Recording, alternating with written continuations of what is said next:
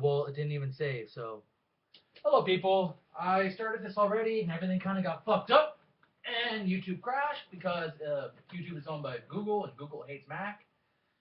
So, quick recap. If you watched the last video, Sildar was rescued from Kragmaw hideout. Heroes took a bit of a beating, managed to make it up to level 3. They've made it back to Phandelver. They have slept for the night. After picking up a whole bunch of heal potions. They got a couple of heal potions from the provision shop, as well as they finished carving a pipe for the wizard and went to bed. Now, while they were sleeping, our heroes had to make a couple passive perception checks, which, unfortunately, the Dragonborn did not manage to hear anything. However, the other 2 members of his party did. So, hello to a fight of some degree. So, first things first, everybody gets their initiative. Except for you, but I do need you to roll because I need to know when you do have the ability to act. I need to know where in the order you will be acting. I just save these in case I'm going to doodle. 17. You have a 17? I didn't roll terrible. Jason has a 13. Ooh. The red brands have a 13. Yeah, and I guess they were the red brands. Yeah, she did guess successfully that the red brands were the ones that were sneaking in to try to boot fuck them. So, everybody has a 13, however... Can I mention that this is why my character keeps saying we need to sleep in the same room, and they go, no, I want privacy, so I need to pick up whores. It's called One of Us Leaves. It's also called, in realistic life, people like to have privacy, and this is, they don't realize they're in a RPG game. No, but Druid Grove, I think, would be paranoid as fuck. They always, okay, Druids sleep in groups. Yes, and wizards and tieflings tend to like to have their privacy like normal people. Yes, but it wouldn't be out of character for my druid to be like, come on, everybody, just sleep in the same area. Yeah, no. Which is why they say no. So, Tybalt. I feel like I'm pointing out that, my character's right. Tybalt and the enemies go at pretty much the exact same time. It's indistinguishable. So, roll again and see. Remember we did that last time? Yeah. Tybalt does that. Tybalt goes slightly first, ahead of the enemies. But the red brands are the ones that manage to successfully sneak into your room without waking you up and will proceed to attack you. Oh, yes, I forgot about Sildar. Or also successfully sneaking into Sildar's room. This is bad for you and Sildar, considering you guys have not had a full week of healing yet. No, but I'm pretty good. You're not full hit points. No, but I'm pretty good. Yeah, I think you're off by like 2 because of the healing that you did to yourself. No, I'm technically at 2/3. Yeah, because you got hit points back when you leveled up, and you're almost at full because I healed myself, and then I used Good Berry. Yeah. Blah, blah, blah. But they're attacking you, and because you're prone, you don't have any defense. I just have to check to see if they get a 1 or a 20, and they have an advantage on their attack roll. No critical hit on that one, and no critical hit on that one. So they get 2 successful hits on you. And when you are prone, I do believe they get critical damage. Where is the rules on when you are prone?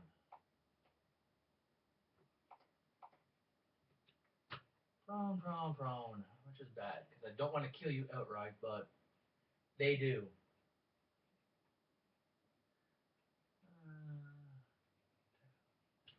It just gives you...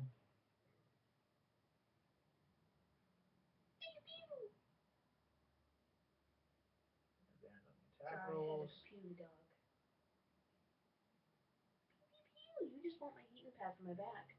Of course she does. That's all she cares about. Can you see her? Oh, she moved. Her face was completely under blankets like that.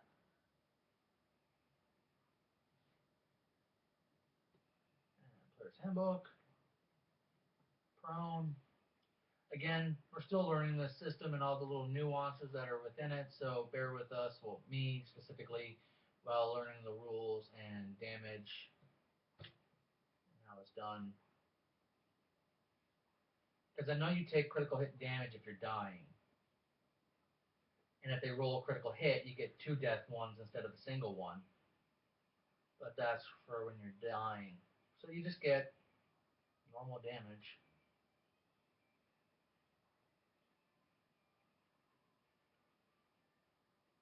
Yeah, you just get normal damage. Can I say something completely random just because it's on record? What? We're Canadian. It's almost the middle of November. We just now took out our air conditioner.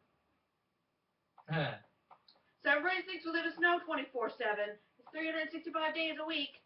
Nah. Irritating. It is. It really is.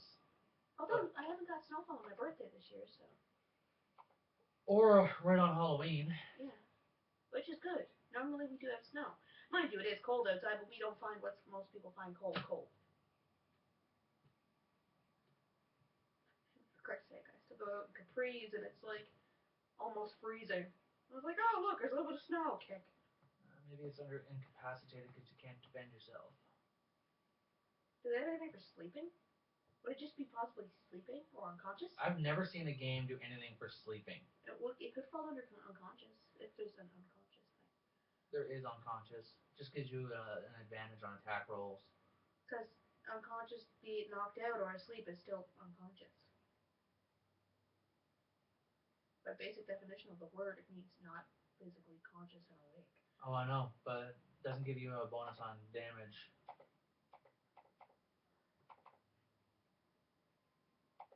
Which is stupid because coup de grace are a real thing. And looks like they got rid of that. Because, I mean, if you're paralyzed on the ground because you're dying, you take critical hit damage, which is how they can kill you outright with a coup de grace. But they actually have to, you only get 1 death roll automatic for every hit. However, they have to roll because if they do score a critical hit, you get 2 death checks, which makes sense for the system. So,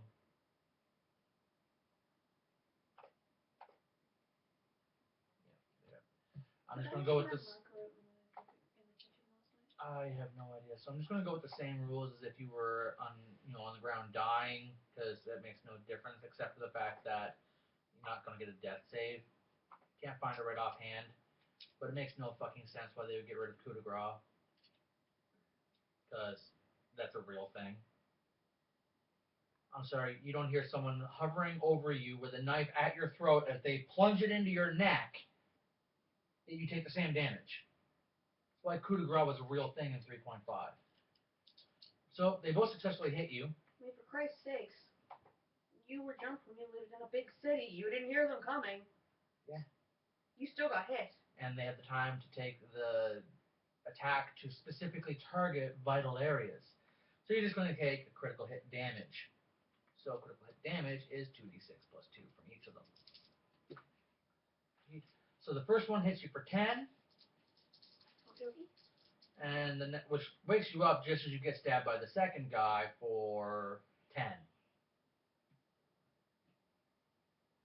So you've taken 20 damage in total. Yeah, which I'm now 0. You're now at 0? Yes. Exactly at 0? Well, it's like a negative 1. But, yeah. So you're not above it. No. So that's bad for you. That's really bad for you. Tybalt and Did you take Chasen, into account my armor class? you're prone and you don't sleep with armor on. No, but my normal armor class, because my hide's 12, it's not just 10. You don't, hide is hide armor, not hide. No, I mean like Constitution hide, not like, never mind. Yeah, and you're prone, which means they have the advantage on attack rolls. And you don't have a dexterity modifier because you can't fucking dodge when you're asleep. And they each roll higher than 10. I'm trying. I know. You can't blame me. Sildar gets hit. He takes damage. Sildar doesn't have many hit points to begin with at the moment because he's damn near dead. And Tybalt's full, thank God. that takes Sildar back down to 0. So the second hit on Sildar, which wasn't a critical hit, actually gives him an automatic death roll. So he's out of the picture. Then it goes to their turn. Chasen goes slightly ahead of them. Because he got attacked, does that mean he already has a one strike against him? Well, the first one took him to 0. Yes. Because he did have some hit points, but I rolled it. It was enough damage to take Sildar from his bonus hit, like his plus hit points, to 0. So when the second hit lands, because he's in the throes of dying, the second hit automatically gives him a death check. That's what I mean. It's one tick. It's It's not one like tick on his death check. it's not he's infinitely dead. No, for him to be instantly dead, you have to do enough damage while you're in the throes of dying, equal to your maximum hit points. His maximum hit points is 33. There's no garbage there. You keep forgetting that. I'm sorry. We've had a garbage there for like 3 years. So you would have to do 33 damage to him in a single hit to just flat up kill him. Otherwise, you have to pummel him after he's unconscious. So Chasen gets to go slightly ahead. He wakes up seeing 2 red brands trying to sneak into his room and kill him. Because he did gain a level, he does have extra mana. Because he has not had a long rest, he does not get his mana back, but he went from having 6 mana to 14 mana, using the rules in the DMG. That's a difference of 8. So he has 8 mana at his disposal. And that being said, he only has access to the first level spells that he would have had prepared. So say hello to a Burning Hands, because he still has mana available to him. That leaves him with 8 mana used at the moment.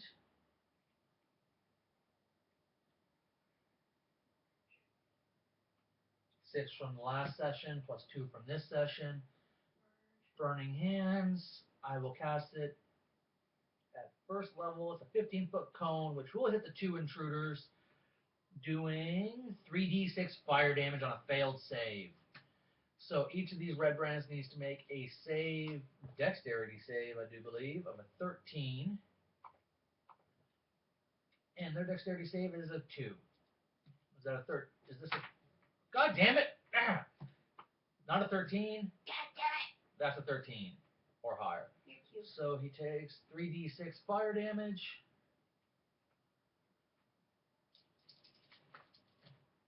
Oh, look at that. 17. So 17 to 1, which is enough to completely char one all the way down to the point where he's now dying. And 8 damage to the other, which is enough to bloody him, so that way he's injured. And now he's going to lunge forward and try to stab and kill the wizard, considering he's on fire and is hurt pretty damn bad. His bonus to attack roll is only a 4, and...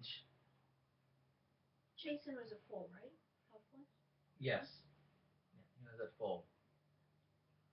No, he had 2 damage, because he didn't bother taking anything. So he's got 18 hit points currently. And they got a plus 4 to hit. My armor class is 12. Natural fucking 20. Face bomb? Yeah, that's a face palm. I can't even use a shield to counteract that. Why not? It's instant. Instant, but 20's always hit. If it was a 19, I could still check, but a 20 is an auto hit. On top of the fact that it's a critical hit. So, Chasen takes 2d6 plus 2 damage. 9, 10, 11 damage to Chasen, bringing him up to 13 damage. Tybalt goes slightly ahead. Tybalt wakes up, sees the intruders. Tybalt will... don't have a long rest, so... Let's see, what shall he do? Arms of Hadar, I think, sound good.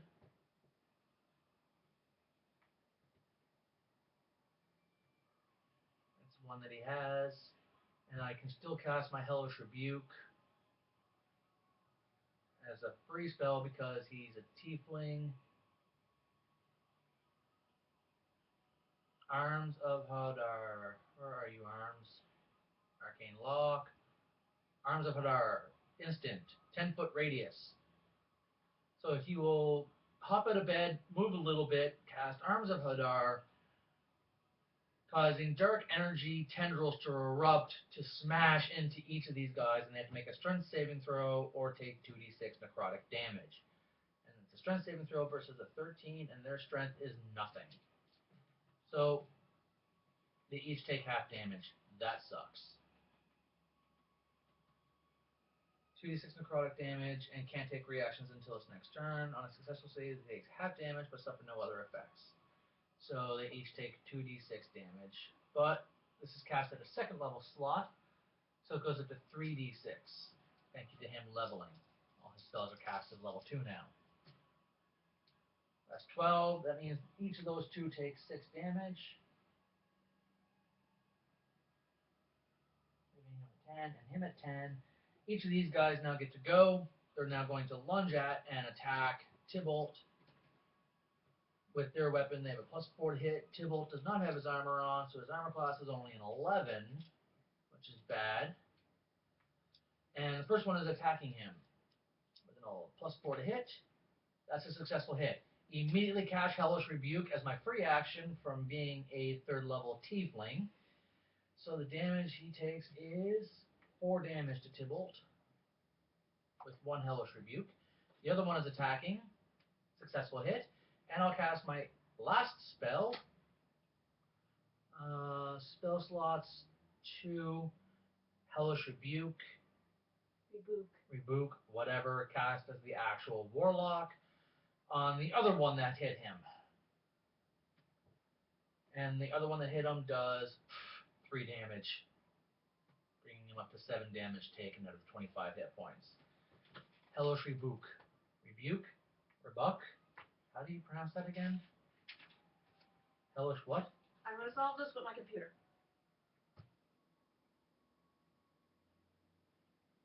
Just because your computer can speak English better than I can does not mean you need to show it off.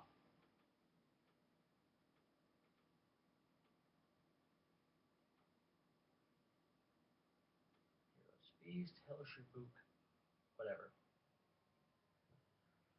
Point your finger. The damage is a dexterity save. They have a +1 to their dex save. 2 fails. That's bad for them. It's Rebuke, right? Correct. And it does 3d10 damage. Speech. Start speaking. Rebuke. You're right. Rebuke. Huh. 3d10 damage to the first one. We're looking at 8 and 6. It's 14 damage to the first one. That's enough to drop the first one down. And how much damage to the second one? 9, 13 damage. That's enough to drop the second one down. Your character, after getting stabbed, you're unconscious. You don't actually hear anything, but your attackers do hear the sounds of their comrades burning and screaming in agony from their rooms. So the advantage is this. They're not actually going to attack you while you're down. You're unconscious, and they're just going to go try to help their friend. So it goes to the start of a whole new round. You have first initiative, so I need you to make a death save for me. Formatting's all fucked up on my computer. I'm going to get you to look at it in a minute. 19. That's a success in your pot, so you've got 1 stabilization roll. And it goes to, next class initiative goes to Chasen. Chasen has 1 left in his room that is still up and moving around. So I'm just going to cast Magic Missile, bringing me up to 10 mana used.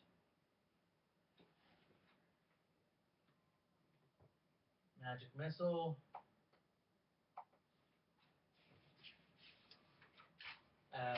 First level is 3d4 plus 3 damage.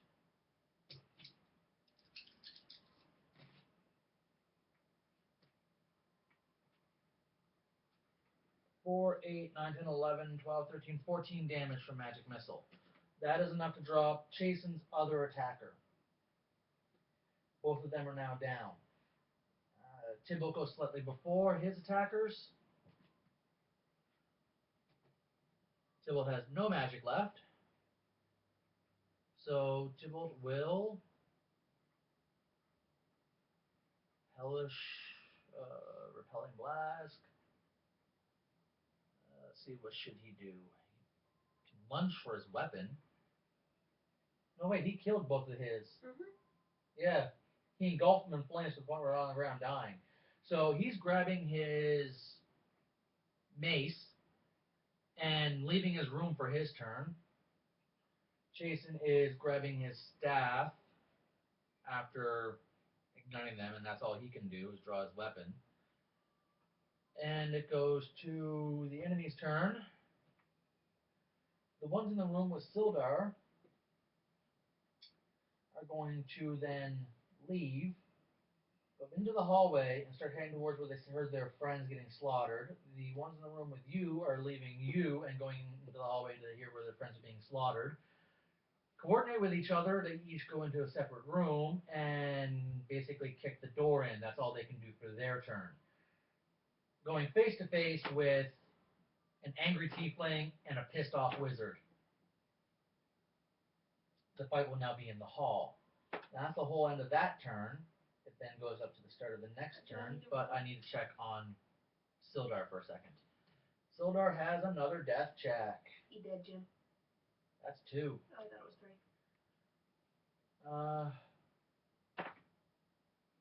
What'd you roll? 6. That's a point of death. First to 3, remember? Goes to Chasen. Sees 4 enemies.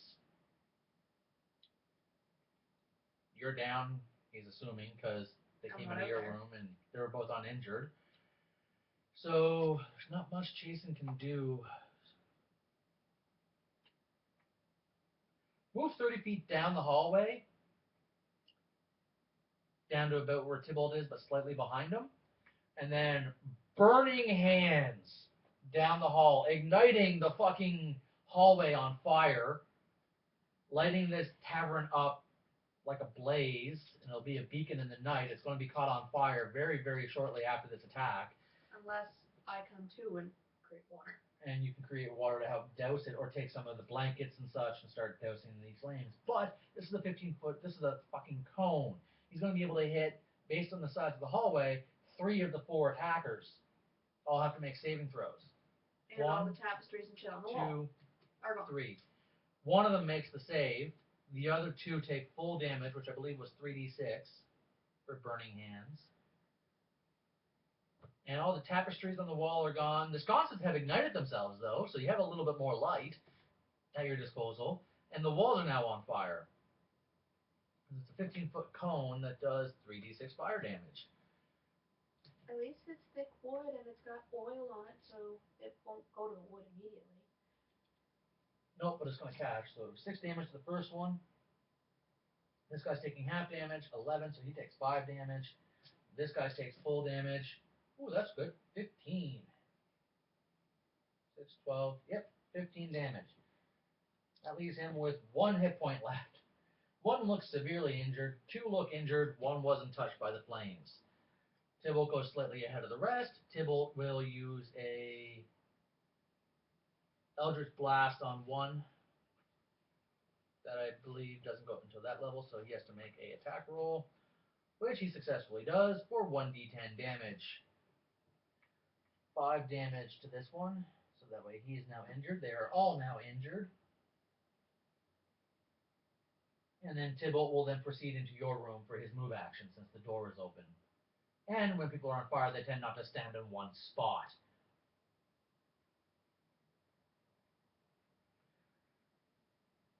Then it goes to their turn. Well, the one that is severely badly burned and is almost ready to die, he's just bailing into a room and not going to continue this fight because he has a little bit of self-preservation. The other 3, that's what I'm about to do, seeing how badly this fight has turned against them, are making morale checks. What is their wisdom? Obviously not very high. -1. So, they don't make a 10. One of them is bailing. 2 of them are bailing. 2 of them are bailing. This is the only one that's staying. The other two each start to bail and leave. They're not engaging in this fight considering how badly burned and damaged they are. They're just saying, fuck with this and getting the hell out of there. Screaming, you're all going to pay for this, all the standard. You know, if they don't have a healer, they're just going to die in 2 days because burns continue for 48 hours. Not magical burns. Ruin my fun. That's their turn. Sildar has to make a death check. Sildar lives with this one. He doesn't die, you mean? Yeah, there was a life check, so he's not dead quite yet. He's almost dead. Top of the round. Make a death check. That was cocked. Roll that again. Above 10. Above 10. One more successful roll is all you need. Goes to Tybalt's turn, who's scavenging your body for a good berry. They're all dead. He can find them. But they're all gone. They're Jason all is going useless. into Sildar's room to check on him and try to help him out. Try to stabilize him in some way. He has to make a medicine check, which he doesn't have. If he's scavenging my body, he might find my health kit, my healing kit. He doesn't have any proficiencies in it, so he would have a disadvantage when trying to use a healing kit.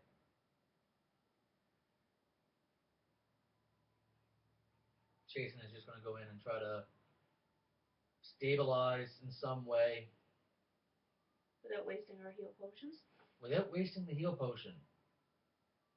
Paralyzed, petrified, poisoned, prone, incapacitated, grappled, unconscious, stunned.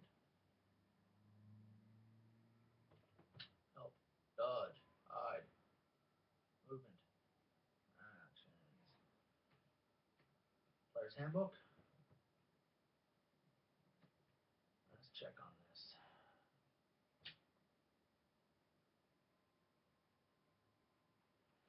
I think the DC is 10, but I am not 100% sure. And I have a disadvantage because I don't have the skill for it.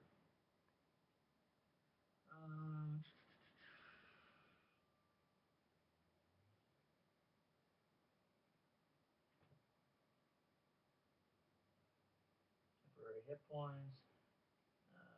Monsters and death. A stable creature doesn't make death saves.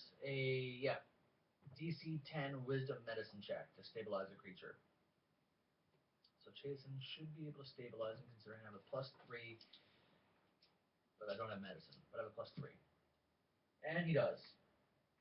He stabilizes Sildar. Tybalt, not finding anything on you, and that's all he did was he wasted his turn. So you have to make another death check before he decides to try to stabilize you. That's cocked. Hello? Which means he's going to try to stabilize you on his turn. This is the deciding, well, one of the two deciding rolls.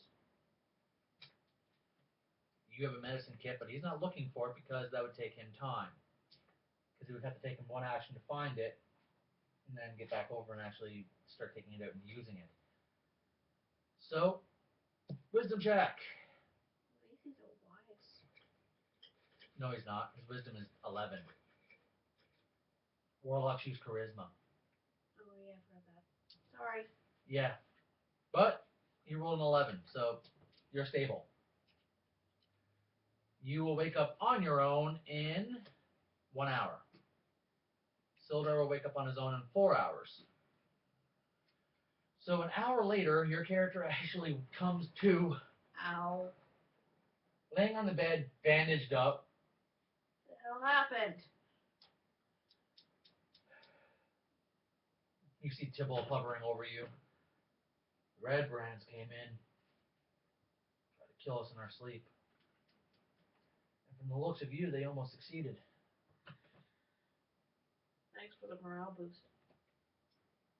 You must not have heard them. You saw the ones coming out of your room. They weren't even damaged.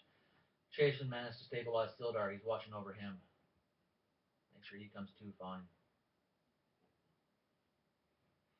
Oh, so dramatic for a sec.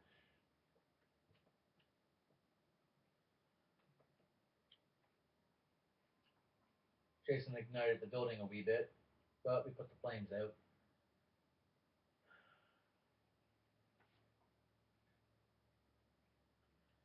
And Looks over at, you can see the dead bodies of the 3 dead ones. What did they hit me with, by the way? So what damage am I 4. looking at? There was 4 that were dying, so give me 2 seconds. Like, were they stabbing me or were they punching me? Stabbing you with blades, short blades. 1.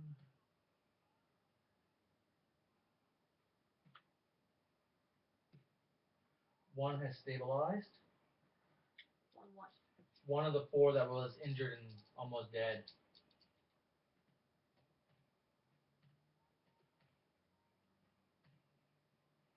2 stabilized.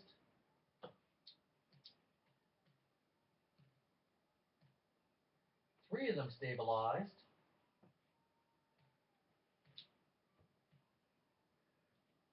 All 4 of them. You see 4 red brands in the corner of your room, all tied together with rope. Is that my rope? Your rope and my rope, you hear from Tybalt. They pulled through. They're breathing on their own now. You can see bad burns on most of them. The hell happened? Jason used fire magic, as did I.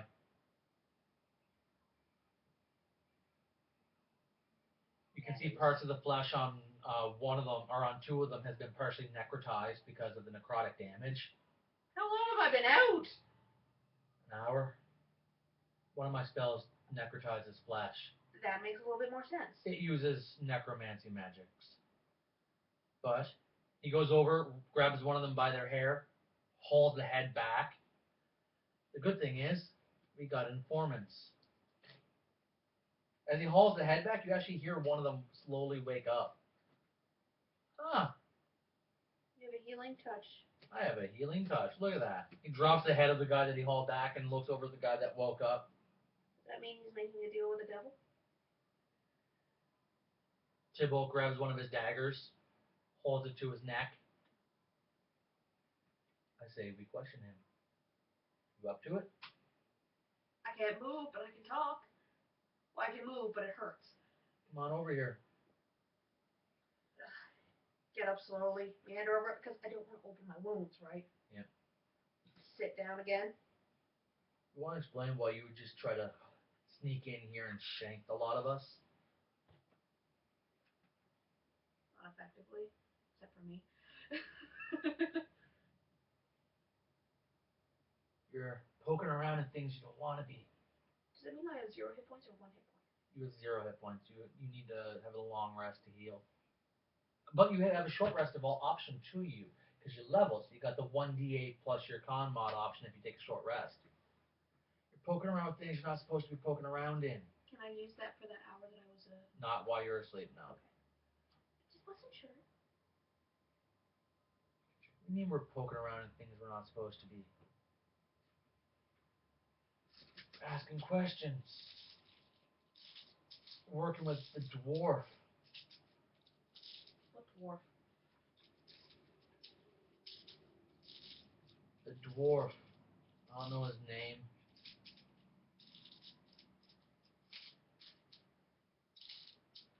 We were That told doesn't open up many options. I don't know much other than I was told that if you guys come into town, we're to get rid of you. And you came back in with the guy that we always see with the dwarf. We were told to get rid of you tonight while you were sleeping. Glassstaff made it very clear to dispose of you. Glassstaff. He's our boss.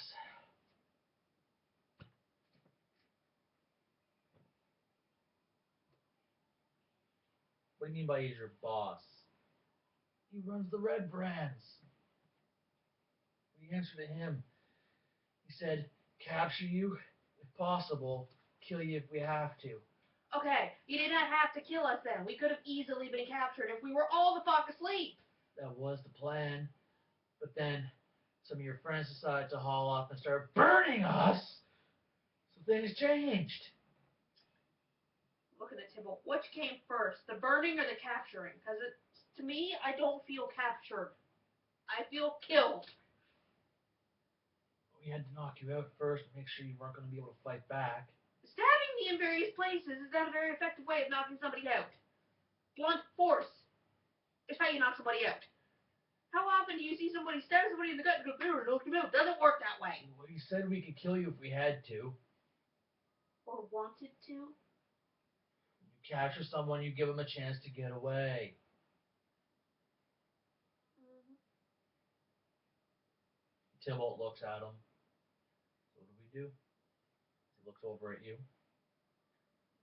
Where are you guys hiding out? I was told you guys were hiding out over in, down at the Giant. Yeah, that's where we hang out sometimes. Well, I say that, are any other Red Brands in with Jason? No. I say we let Jason interrogate them. You stay here, I'll go get Jason. I want to know where your hideout is. You obviously don't all stay at that inn. Where do you all stay? He's going to push the blade onto his neck a little bit and use Intimidate. 18 plus 5. 23. The manor! Don't fucking kill me! We stay under the manor! The old manor where the manor is. We're underneath it. You stay there. Just outside the manor, there's a trap door that leads you in. If you let me live, I'll show you where it is. That's enough information for us to find it. Especially for you. Thanks. Drives the dagger into him. Daggers do d4, so that's 2d4 plus 3 damage. Make sure you knock him out so we can capture him as I'm walking out the door. That draws nothing, and then Tybalt will proceed to take the mace that he has and bash his head in with 3 or 4 strong blows. You walk over to the room with Sildar. Sildar is on his bed, bandaged up a little bit, and you see, smoking his pipe, barely awake, Jason. Jason?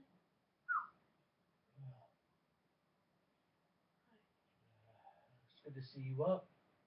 The other fuckwads are awake.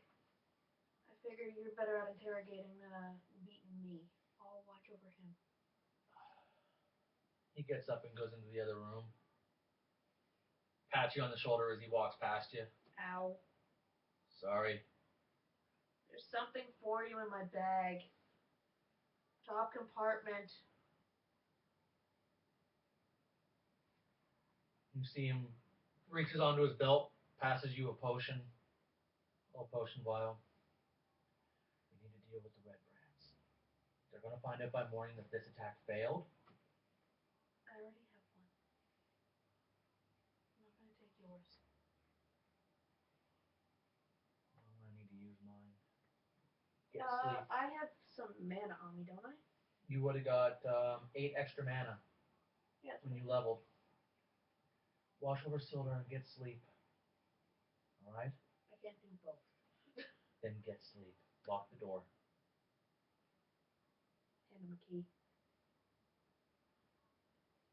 Lock. You hear him go over to the other room. You hear them start to wake up and interrogate the others. Can he find a pipe in my bag? Oh yeah, he will. And you guys sleep for the rest of that night? Mm-hmm. Well. Wait a minute. Can I ask a question? Yes. If I heal myself before I go to sleep with that mana, and then I sleep, do I regain my mana? Yes! Okay, I'm fucking healing myself then. Because you get all your mana back after a long rest. And despite the fact that I'm changing the long rest for a full week to get all your hit points back, your mana is going to recover every day. Because it's stupid that you don't get your mana back for a week. It makes spellcasters pointless. But you should not go from 0 hit points to 300 hit points in 8 hours. And that's an exaggeration, but that's what you would be at an epic level. And that's stupid! Okay, so I'm going to cast Cure Wounds, which is a d8 plus 3. Yep, so grab a d8 plus 3 and roll them up. That takes 2 mana, remember. So you can do this 4 times. First level spells take 2 mana. Yeah. 5, 6, 7, 8. Can you write that down somewhere? Just so you got 8. Total? Casting it on yourself again. Yeah. Now you're up to 4 mana used. 11. So you gained 11 there? What'd you roll on die? Did you roll an 8? It was either an 8 or a 3. Let me look at the sides and I'll tell you. No, it was a 3. I'm sorry. So you gained 6? Yes. So that brings you up to 14 hit points recovered. You were down, you still need 6 more to be good. You're casting it again? Yep. 6 mana used out of your 8 available. 7 plus 3 is 10. So that brings you up to back up to full hit points. You're good to go. You got 1 cure left over you can cast. You have 2 mana left. Yeah. I'm gonna walk out and leave Sildar with the door locked because Jason has the key. Right? Yep. Walking over. Either you You guys can see him just fishing out the pipe. Thank you. Either of you injured? You can see Chasen is. You can see Tybalt is. Chasen has a bad gash on him though. Tybalt doesn't look that bad. Seriously? Jason finally got hit for once? Yeah. I got hit pretty good too. Come here. Walks over. Touch. 7? No, 3. 8? 3? So he gets 6. So that brings him down to 7 hit points. Sorry. He will. The 3 and the 8 look very similar on this They dice. do. So while your character goes back and sleeps, he's going to take his short rest that I have an option for. So I'm down 13 hit points, and yeah, I'll take the short rest now because we need to take the fight to them. 6, yes. And then because you get 13 hit points is how much he was injured. 13 hit points spread over 7 days is 2 hit points a day. He recovers 2 hit points. Chasen is at full. After And his Tybalt? and Tybalt is down 18. He's got 7, so he heals 1 a day. So Tybalt will heal 1, but Tybalt is also going to use his 1d8 plus 3 and do his short rest before he crashes for the night, gaining back. He doesn't need to worry about the short rest because he's full. 8 plus 2 is 10. He was only down by 7. Tybalt is full. You're full. Chasen is full. You guys are all good to go. And So, you still have healing potions. And Sildar? Sildar has 33 hit points. So Sildar will get... Before I go to sleep, I'm using my healing kit and stitching him up proper. Let's see here. You're using a healing kit. This is the first time I've done that with this. So let's take a look at the healing kit. Healing kit does.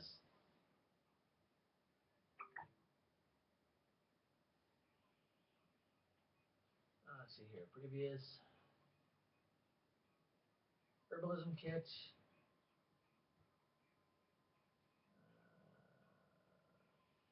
Do they even have a healing kit anymore? No. Are you sure it says healing kit or herbalism kit? Healer's kit. Alchemist supplies, disguise, forgery, gaming, herbalism, music instruments, I have an herbalism kit and a healer's kit. disguise kit. Well, what do the kits do? Because I can easily extrapolate it. Proficiency lets you add your proficiency bonus to any ability checks to make. So, do you have? Medicine. You have medicine. Yes. So you have advantage. So make a herbalism check or make a healing medicine check.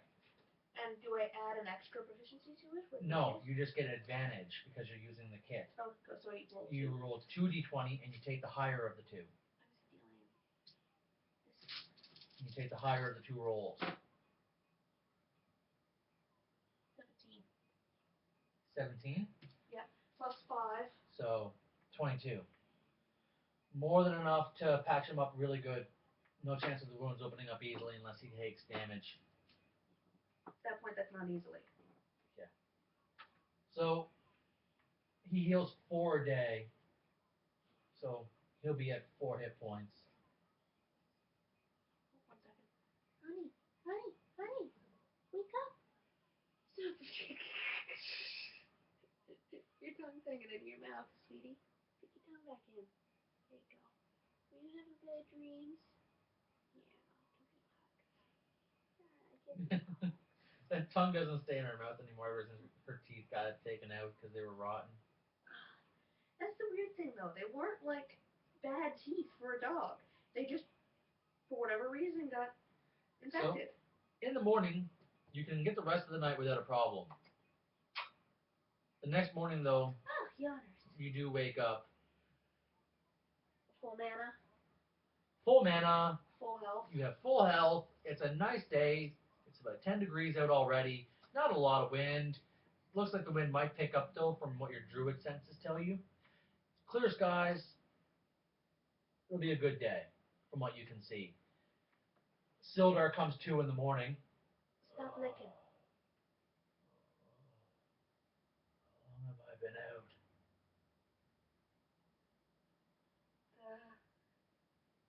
Almost 9 hours? He sits up in the bed. Almost 9 hours because sun's already up. What happened? We got jumped last night by the Red Brands. Apparently, I tunk on the wall into my room, pulling out my scimitar, holding it cautiously. Tybalt comes in. Apparently, we were told that if we were caught affiliating with you or the meddling dwarf, that we were all to be slaughtered for working with him. For him. What? I don't know what the hell you two did, but I'm not getting killed because you and your weird dwarfy friend did something. Didn't do anything. Then why are the Red Brands after you? The one thing I can think of is the cave that Gundren and his brothers found. I don't know much about it other than from a dwarvish perspective, it's a gold mine. Great, they're ripping up natural landscapes again. That's what dwarves do. And it's irritating. From what I know, Gundren found a map. One you have a piece of, you said? Mm-hmm. That map leads to a very, very important cave. Was it irking you? Yes, it was really irking me. That map leads to an important cave. The only thing I can think of is the Red Brands want that cave. It would explain why we got jumped whenever we were coming here. It would explain again why after you rescued me that they jumped us again, and it would explain why I overheard that them talking about taking Gundren over to the castle. So Black Spider must have commissioned out this gang to make sure that no one came to this town asking too many questions. It's the nearest town to it. A guy named Glassstaff. I have no idea who Glassstaff is. Maybe that's the guy that the Black Spider hired to watch over the Phandelver in case adventurers came poking their nose around. I'm sorry. I am sorry that you got dragged into this. Looking over at Jason. Jason nods his head, yes.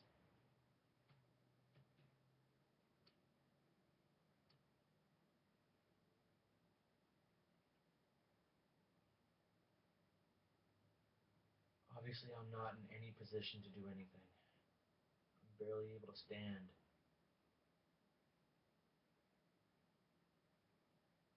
Yeah, healed you best I could. And I appreciate that. Looks like you did a decent job of it. I'm going to take that in the not offensive manner. Why is that offensive? You just looked at a druid and said, I think you did a good job. I'm going to take that as a compliment I'm assuming you meant it to be.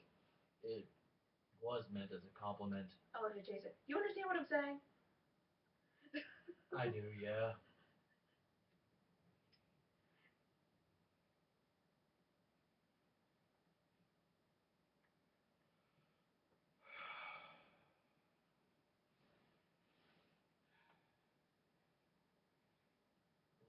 I don't know what you want me to tell you, but I can't do anything. I didn't mean to drag you into this, but it wasn't done on purpose.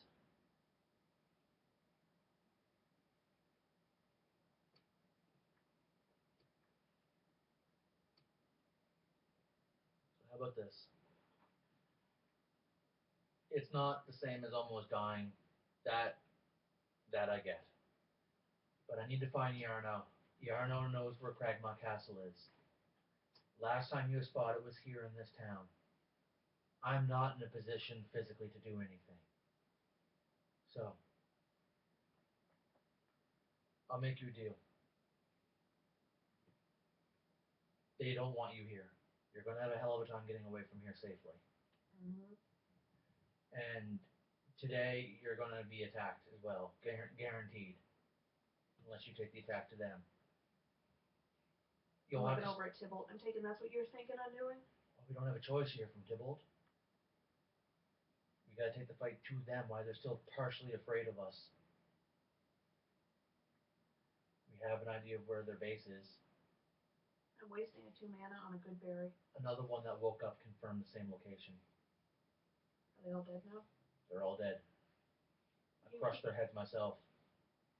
You keep talking to him. I'm going to go down. Soldier looks, wait a second, Kyron.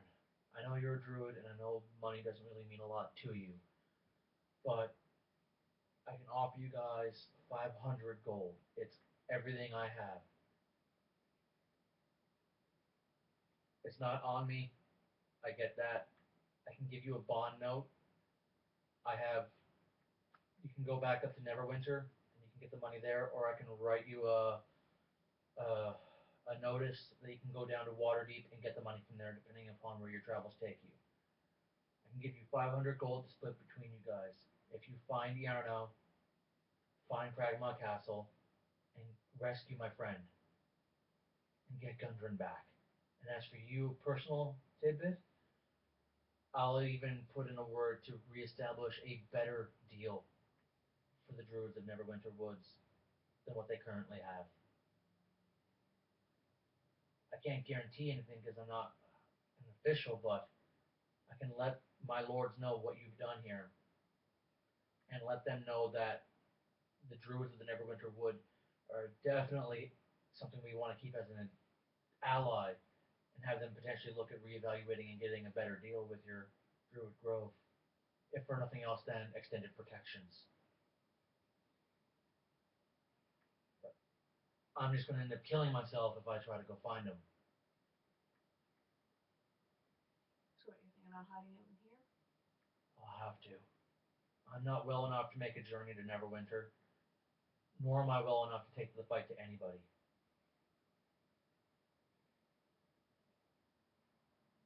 I can't really physically do anything. And I can offer you money, but you'll have to go to Neverwinter to get it, or down to Waterdeep.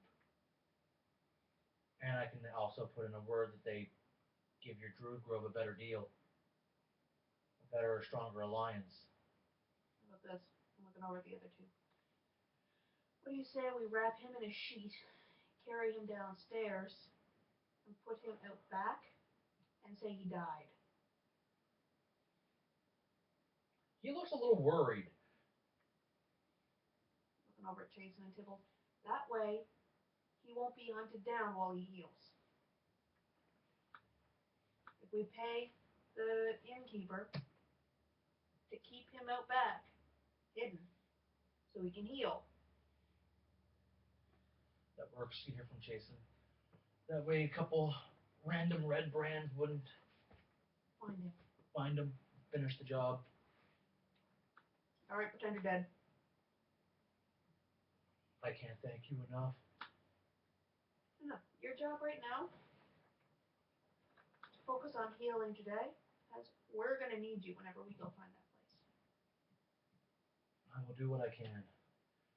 If you happen to come across him or find anyone that might have heard of Yarno, he's a wizard, looks to be in his early 30s. He started his wizarding late, so he's not that powerful, but he's talented. He's got short hair. Last time I saw him, he was clean shaven, but that Wizards doesn't have mean a tendency to grow beards. that doesn't mean anything. So short hair, but again, it could have grown out. It is dark chestnut brown. What color are his eyes? I don't know, brown maybe or dark. Okay, so they're not like bright freaking He blue. does have very pronounced wrinkles on his forehead. Looks like he frowned way too much as a kid.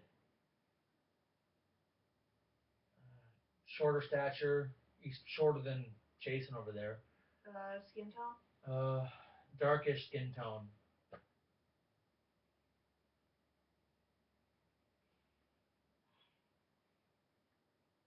He's not quite a dark skin from what you'd find over in Fae, but he definitely has a lot of skin that has seen a lot of sun over the years. Or at least from a place where they see a lot of sun. Yeah.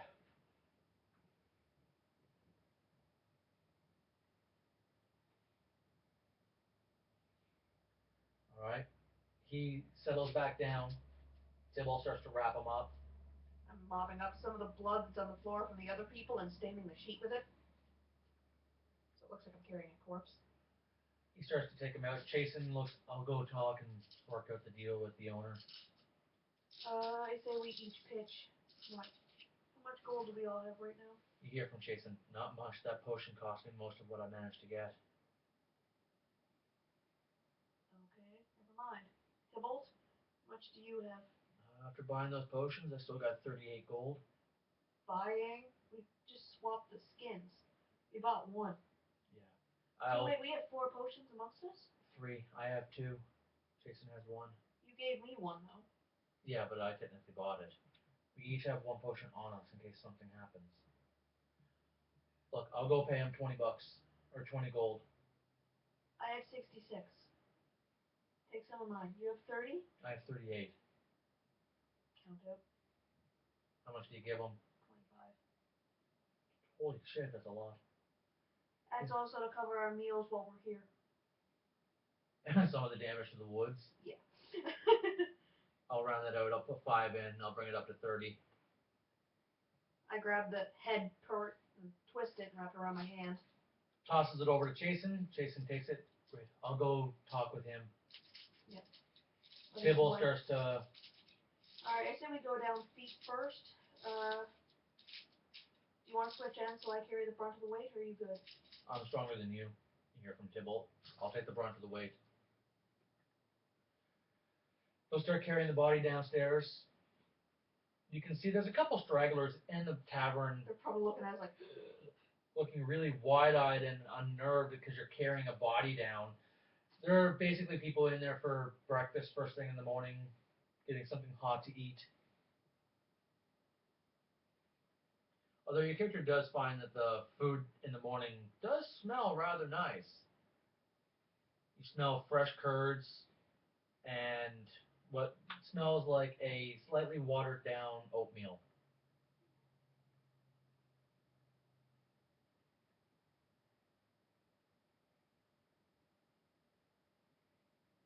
So it does smell like a good breakfast, but you take them out back. Yeah. Am I allowed to impart my druid knowledge on this game? My Yes. actual druid knowledge? Sure. As I'm walking by, I'm assuming the wife is out back cooking. Yes. Looking over at her. You know, if you feed the cows some of that oatmeal, it increases their milk production almost 2-fold, right? I don't feed the cows, but I'll definitely try it. You can put them out back. Is there a cot or something? She walks away from the pot since it's just oatmeal. She takes you out to the back area where there's a small cot. Basically, it looks like where they sleep if they need to catch a quick nap. Yeah. It's nothing much. It's just a small ass room. It's got a chamber pot. It has a small stool and it has a tiny ass cot. It looks like a hay mattress. She helps you guys put them down. Unwrap the sheet. He just lays there. Tybalt looks over at you. All right. I say we take some of the red brand bodies, pretend that they're him as well, and we'll go dump them. So burnt and mangled, nobody will be able to tell the difference. Yeah. We're gonna have to wipe. Apologies for the wood. It's okay. If you guys get rid of these red brands, the damage is negligible, and you've already given us enough gold to cover any of the damage, and then some. So everything's fine. Place is still standing, and you're actually trying to help us. So it's an inconvenience, but it's more than acceptable. I notice our green bar's not going up. Blah blah blah blah. There we go. It's going up. It's just you have to talk a little bit on the loud side to actually be able to catch it. No, but I was watching it and it wasn't moving at all, even though we were talking at a fair volume. So there's a quiet patch. So what are you doing after you move the red brand bodies, set Sildar up? I'm assuming they have a graveyard in there for to pitch bodies that are wounded and shit. Yep. That they just don't ask questions about and put in a big pile. Yep. Yeah, we're gonna go dump some of the red brand bodies there. Okay.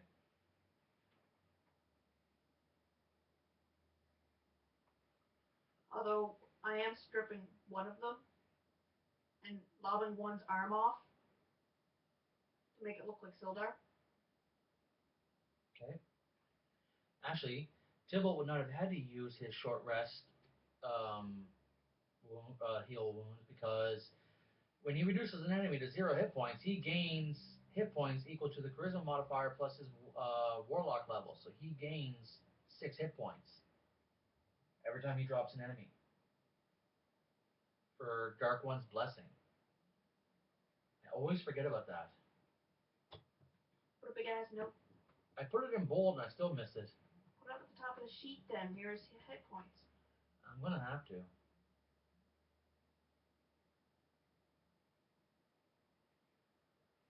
So what are you doing after that? Taking the bodies to the graveyard. Which you can do easily. Coming back, getting our breakfasts. It's not much. Watered down oatmeal and a few cheese curds. Because of what you guys have done, you get a couple of extra cheese curds. And each like what, a half an egg or something?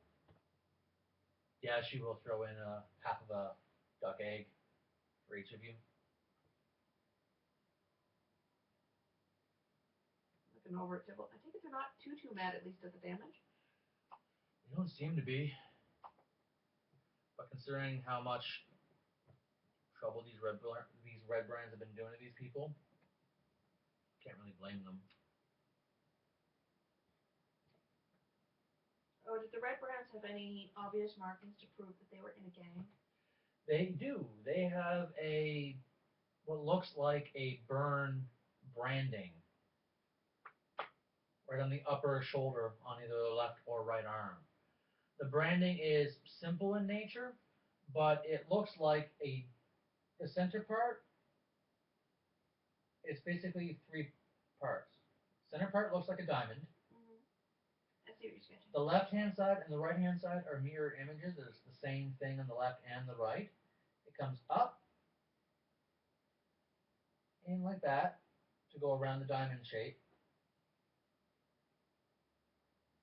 And it looks like a W, but sideways. So it's kind of like a fucked up Harry Potter scar. Sort of.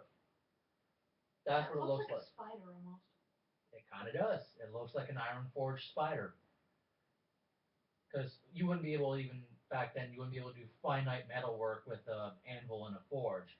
Especially if you want to make a branding iron out of it. But to the layman eye, that could easily be interpreted as a spider. Or at least a bug. If it's a spider, though, these people aren't intelligent enough to realize spiders have, unless they count the two coming together, as like each line is a leg. 1, 2, 3, 4. The 7 points. Yep. Tybalt will look over at you. When I was lobbing one of them's arms off, I'm taking that brand and skinning it. Okay. You know, I said I made one look like Sildar. Yep. Or I'm making one look like, you know what I mean. I do. Taking the brand so that if we do encounter them, we can go, yeah, we killed some of your friends. You see Tybalt looks over at one of them, dresses up in one of their clothing since Tybalt is average height and build. He will take a mishmash of the clothing that's still available from the ones that you managed to dispatch with, and dress in their clothing, but put his studded leather armor on top of it. You see him look over at one of the ones that wasn't charred beyond recognition. You see him look up at you, and you see all of his tiefling features, his horns, everything just kind of melts away. And you see him wrap his tail around his waist so that way the tail becomes removed from his persona. And you see him look like a standard human that looks similar in nature to the guy that's dead on the ground. What did you just do? Mask of many faces. Let me see your arm. Do you have the brand? Undoes the jacket, pulls it down, you can see the brand. That looks like a spider. Just in case. We get separated, just in case. 1 second. It won't hurt. Taking one of the char bits from the guy, so just in case something happens, and I'm adding some of the effectively charcoal that the guy became. Yep. And I'm putting it on the brand to make it look like legit, so that even if for whatever reason he shifts back, he still has a mark. Alright. The old manor, we were told. You hear from Jason. Kyron, do you think you'll be able to find it? He said it's where the mayor lives. He says where it's the old manor where the mayor lives. It's underneath it. Yeah. Apparently there's a secret entrance somewhere near the manor. Said it was a trap door. Trap door shouldn't be too hard to find. I told you I used the mana and I have good bear on me right now, right? Yep. Or at least you heard me. I'm passing. Okay, I need to. 10. I have 10 berries. Passing 3 to Tybalt and 3 to Jason. They each put them in their pockets. I wasted a little bit of my mana, but I know we're good if anything ever happens. You need to go scout the whole area around it. From what they said, there's a forest to the south of the manor. And somewhere in that forest is where the entrance is. Again, shouldn't be too hard. Animals would be avoiding it like the plague. Should be. You'll be able to find it.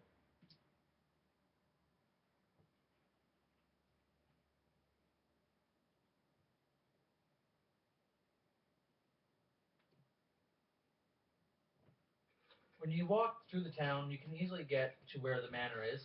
You guys were here, Stonehill Inn. You just walk down the road, and Past the sleeping giant. you can see the remains of an old manor. And, just like they said, south of the manor, a small forest.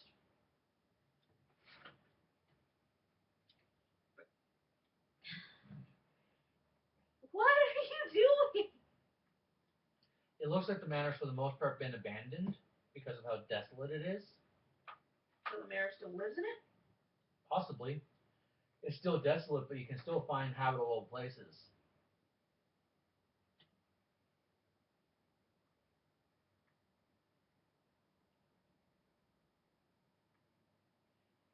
Alright, I'm just going straight into the woods then when we get there. After we've prepared and ditched the bodies and... Do you have survival? I have to ask because it's 5th edition. Yes, I have survival. Okay, good. Then can you make for me 2 survival checks to see if you can locate where the secret entrance is? Corn coup. 22? And 20. 22 and 20 is more than enough to be able to locate the secret entrance. So, That's a Nadia. no, all it basically is a trapdoor covered by foliage, whatever, Foliage. foliage, wooden plank, put it onto the ground and covered it as best as possible.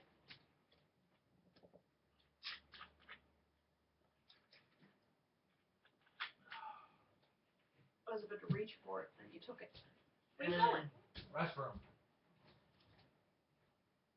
Okay, we need to play a Jeopardy song. Like, doo doo doo doo doo doo doo doo doo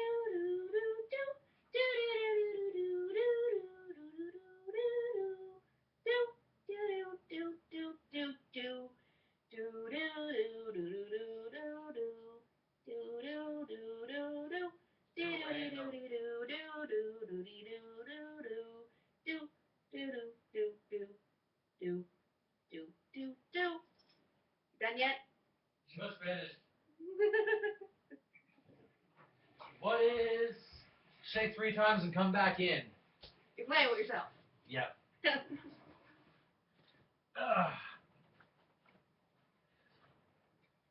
You dropped. You added washed hands in there, correct? With the alcohol pump stuff? Yeah. Okay, making sure. So what happens is this. You find the wooden plank that's used to cover and hide the entrance into this place. Tybalt's lifting it up and dropping in. There's not really any light under there at all, so it's fairly dark. Soon as Chasen lands, you see him take his staff out, puts light on the top of his staff. As soon as Chasen moves out of the way, I'm hopping down.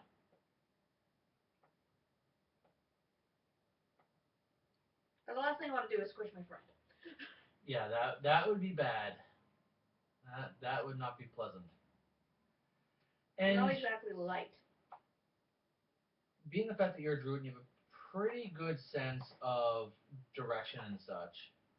You know you're about 100 feet, give or take, to where the manor is.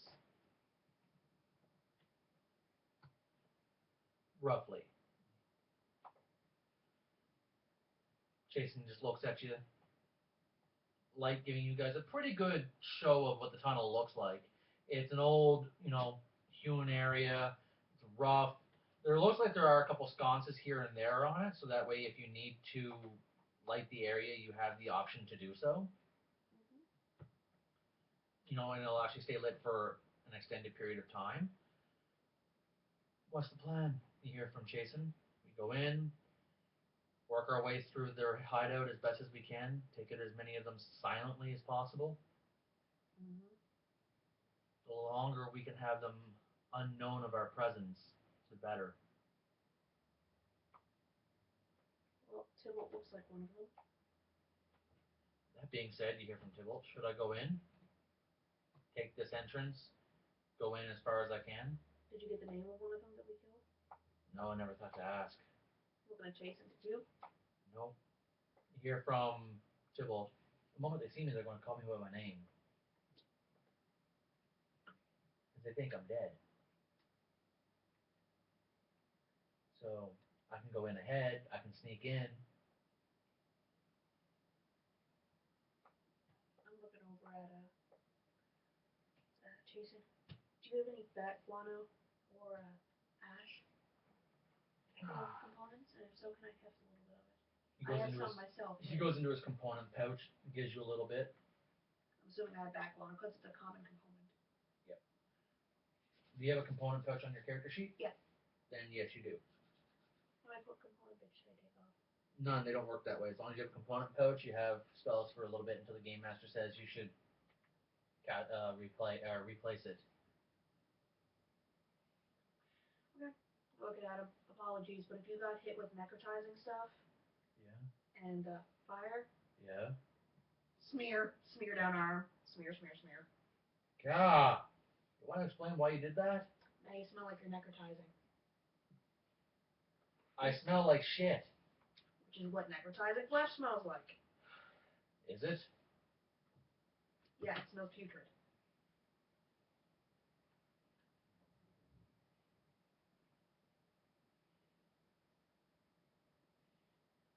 So what? I go in first?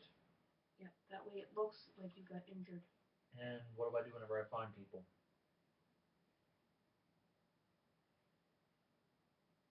Greet them and we'll follow you. If you can get a quick assassination kill in on them. So how far behind me are you guys going to be? Not visible. But not far. Alright, start to walk. Jason eventually turns off the light because he doesn't want to have any unwanted attention being attracted to you guys early. The fact that we have magic. Yeah.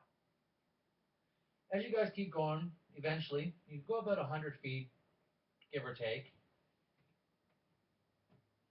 and you can actually start to see an area start to open up. As you get a little bit closer, you see Tybalt walks ahead, and he walks into this massive open area. How far behind you guys want to stay from him? In the shadows, which shouldn't be too hard. As close as we can get in the shadow. Do you have the map? I do. 1 second. This is the area that it opens up into. From what you can see what looks like a crevice of some type, a big open area with a giant stone pillar that probably extends up to the ceiling to help give support, and one bridge. Which way is he going? He's just walking in for the moment. Are you guys just going to wait until he does something? Yeah, and then I say we hide by the stone pillar that we can see. Because it casts shadows, right? It does. Give me 2 seconds. I need the monster manual.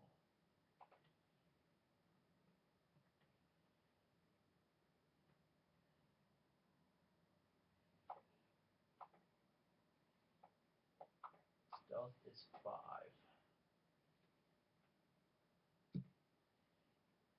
Yep, Tybalt will not see that. Jason might though. Nope, Jason doesn't. So, Tybalt walks in, just kind of meanders around a little bit.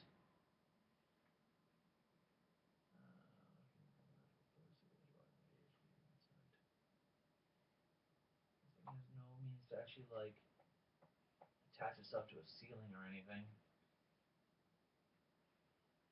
Okay, that narrows out the holder.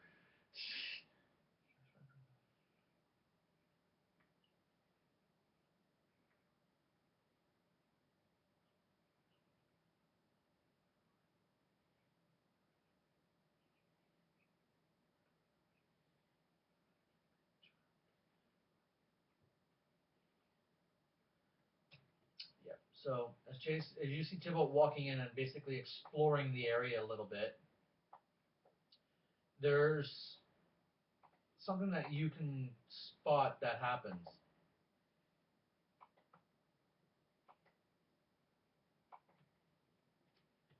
You see this weird creature that stands about medium size, around 5 to 6 feet.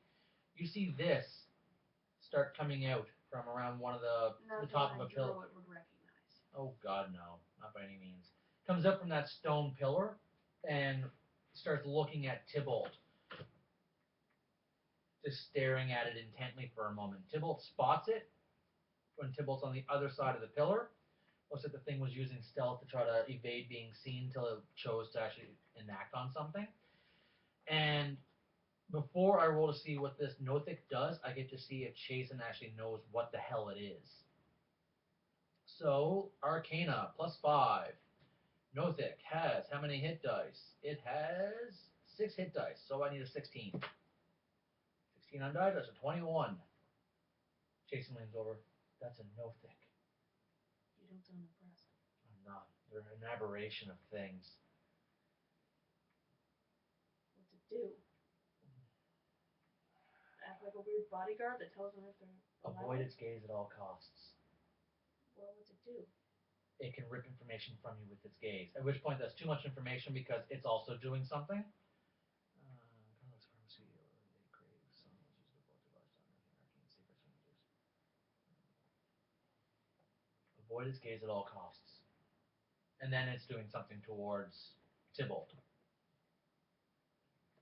It has the weird insight because it's supposed to be trusting the red brands, and Tybalt looks like a red brand right now. But I need to check on disguise self to see if that can be seen through. Because he has disguise self at will. So he can just cast it, keep it up, and not have to worry about having a drop on him. But if this thing gets a save to look through it, I need to make that check. Contagion, dark vision, detect, disguise self. 1 foot shorter, taller, change body type.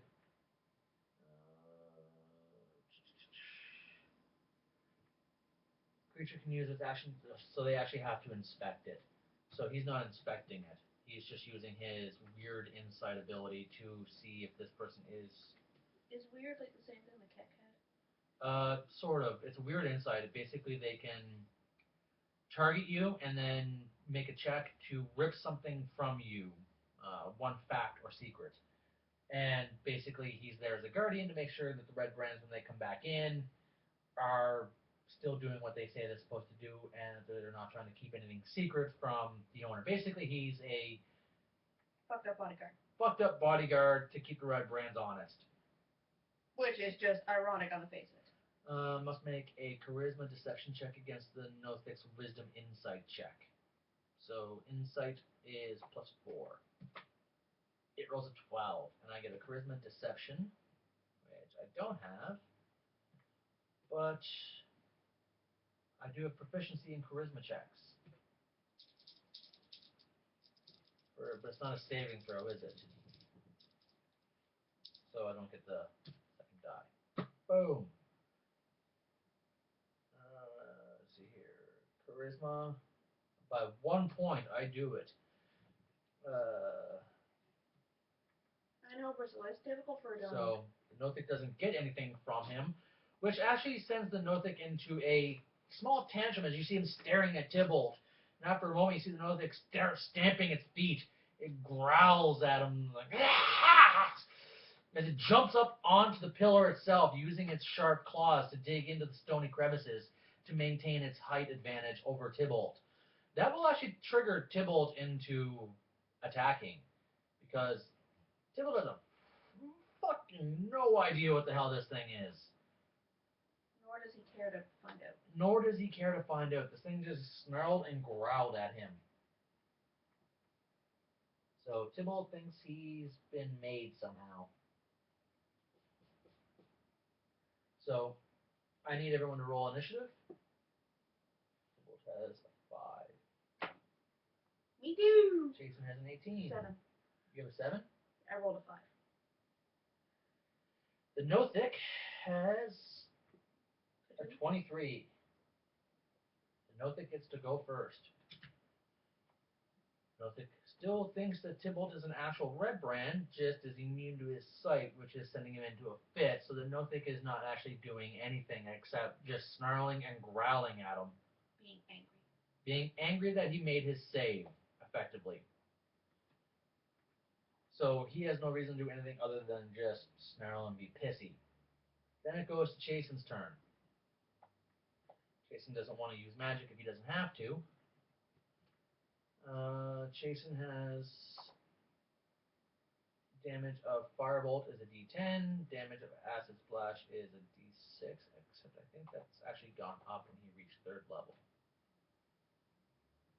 Or it can if you choose to cast it at a higher level. No, the cantrips are automatically go up damage at certain levels. Would mine? Yeah, but it's at level 5. 5, 11, 17. So it still only does 1d6 damage. But I have 120-foot range on a Firebolt, so that I shall do. Because Chasen said this thing can't be trusted, Chasen knows what this thing is, and knows that it needs to be stopped. So Chasen will fire a Firebolt at this thing. This thing does not know Chasen's there, so Chasen will have an advantage on his attack roll. That is a successful hit. 17 plus 5. for 1d10 fire damage. Yes, 8. The Nothic takes 8 damage. Doesn't even seem to phase it. As the Nothic gets hit by the fire damage, turns towards the opening that leads you into this area and screams bloody murder. Almost literally.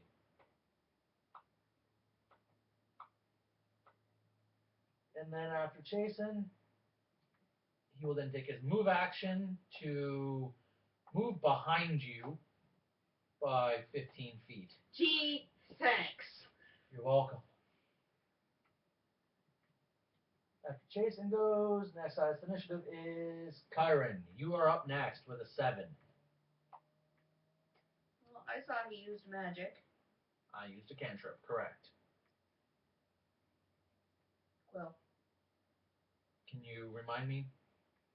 it gives me 30-foot radius, up to 2 targets, 1 point piercing. It doesn't tell me how many I roll, but I know I could get up to 8. What I think book? it was 2d4. What book? CTOS. CTOS. That is Complete Tome of Spells. And it's just called Quills, or what's Eric's it called? Quills. Eric's Quills. And you get ready to make a note on that. I'm almost positive it's 2d4. Yeah, but can you get ready to make a note of it so we don't have to do this again? Okay, it's not going to take me 2 seconds. Innovation, erase, Eric's Quills. 30-foot range. Yeah, that's what I said. Lasts for a minute. Said that too. 2d4 quills. Said And that. it increases at 5th level. So there's no strike roll or anything. It just, you have to be within 30 feet. And right now, I don't believe you are.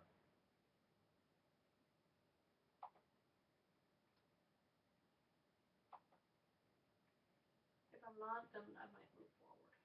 You're going to have to, because 1, 2, 3, 4, 5, 6, 7. If you are, you're only just barely 40 feet. So yeah, I'll take it. You'll have to go at least 15 feet down the tunnel to reach them.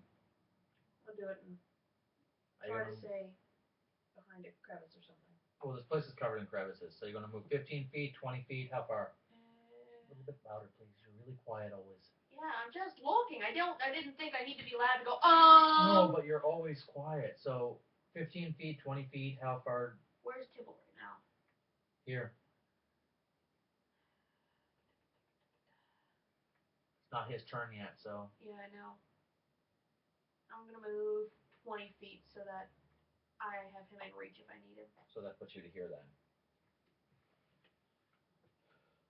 And once you get there, you can actually see a little bit more of this crevice area. There's a giant crevice in the room itself, and it's about 10 feet wide and fairly deep, but there seems to be 2 bridges that cross it. As for the rest of what you can see in the area, the room itself is flanked by some stone columns that seem to support the ceiling, which is about 20 feet high in total. You can see 2 bridges, however, that are in the room.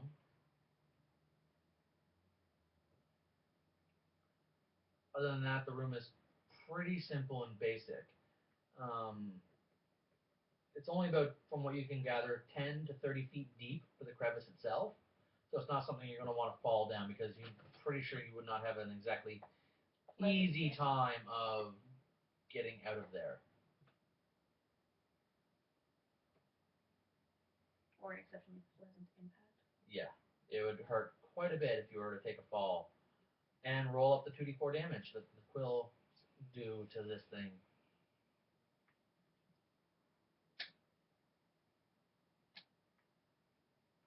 5? Yep. 5. And they hurt every round. By 1 point less if it takes a bonus action to get rid of them. Yes. Yeah. So 5 damage takes it down to that. It goes to Tybalt's turn. Tybalt. This thing is up on a freaking thing there. Tybalt can attack it with the mace and get damage, or I can Eldritch Blast it. I will Eldritch Blast the damn thing. And then Tybalt is subsequently going to back up 20 feet To where Towards me. Nope, away from you. I'm glad I moved forward. Towards the second bridge, deeper into the crevice area to draw this thing deeper in so you guys can get a better strategic advantage if you need to. Yeah. So that way you can flank him easier and Tybalt's not directly in range, so if this thing wants to attack anybody, he has to physically jump down and do it. Tybalt will make his attack roll. 17 plus 5. The Nothic has an armor class of that, so that is a successful hit for 1d10 damage. For 10 damage. That's awesome. You guys are getting some good damage rolls. You're going to need it. You don't want to be taken down in the first fight in this area. Otherwise, you'll have a very hard time with the rest of this location. So, that is Tybalt's turn. Doesn't have any bonus actions or anything like that. So it goes to the top of the round. The Nothic gets to go. The Nothic spins around, sees you standing there, Do I and have cover or anything, or quarter cover, or you would have a quarter cover, which is a +2 to your armor class and a +2 to your dexterity saving throws. But he's going to take the bonus action to rip out one of those quills because he has nothing impeding his motion.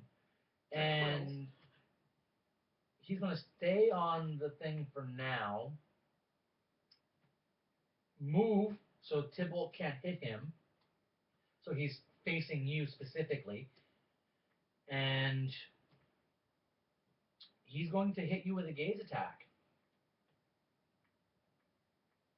Make me a Constitution saving throw. So look at your character sheet. If under saving throw it says yes, No, I don't. I know what I'm doing, but no, I don't have any yes. you just get to add your standard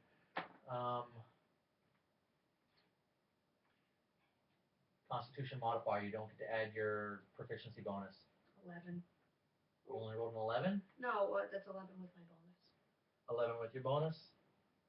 Yeah. See, if you had the actual proficiency, or the word yes there, you get to add your proficiency bonus, which sucks. Because that means you are taking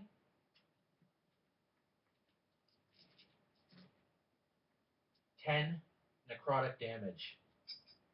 Owie. That does hurt quite a bit. And that's all he's doing for that turn. After he goes, it goes to Chasen. Chasen is still within range. Drawing tools. You are so derpy. Derp, derp, derp. Derp, derp, derp. Let's draw a wall. Let's draw a line.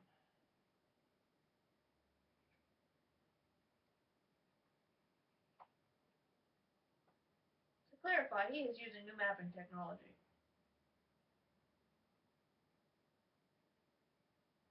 Yeah. I'm going to have to move because of where he's located. So, Jason's going to come up to basically where you are. This is going to suck. If I do that, I'm going to get hit, but if otherwise he's going to have cover. Fuck it, I'll give him the cover.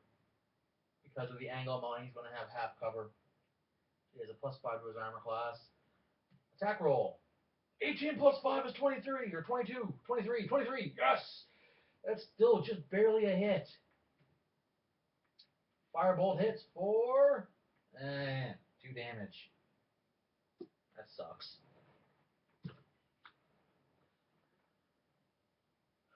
That really sucks. My quills are still doing damage at least. Yeah, that's a good thing.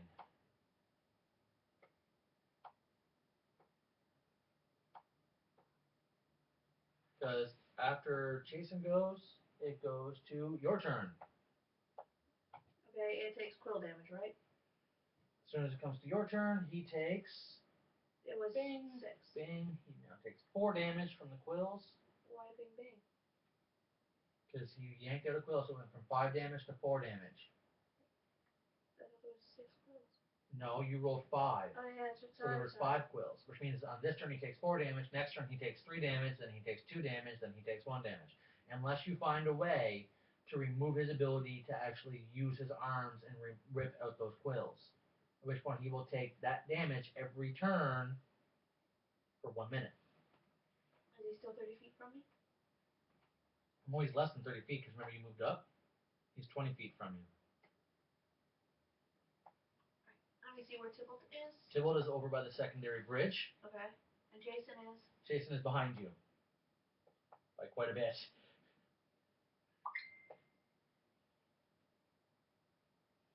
I take it we want to flank this thing in a bad way. Or at least take it down. See the corner where there's that little crevice? This? Oh, that way. This? Yes, that. Right in there? Yeah, can I move to that? You can. That's only going to take half your movement. Yeah, and then I'm quilling the fuck out of them. So you're moving to there and casting quills again? Yes.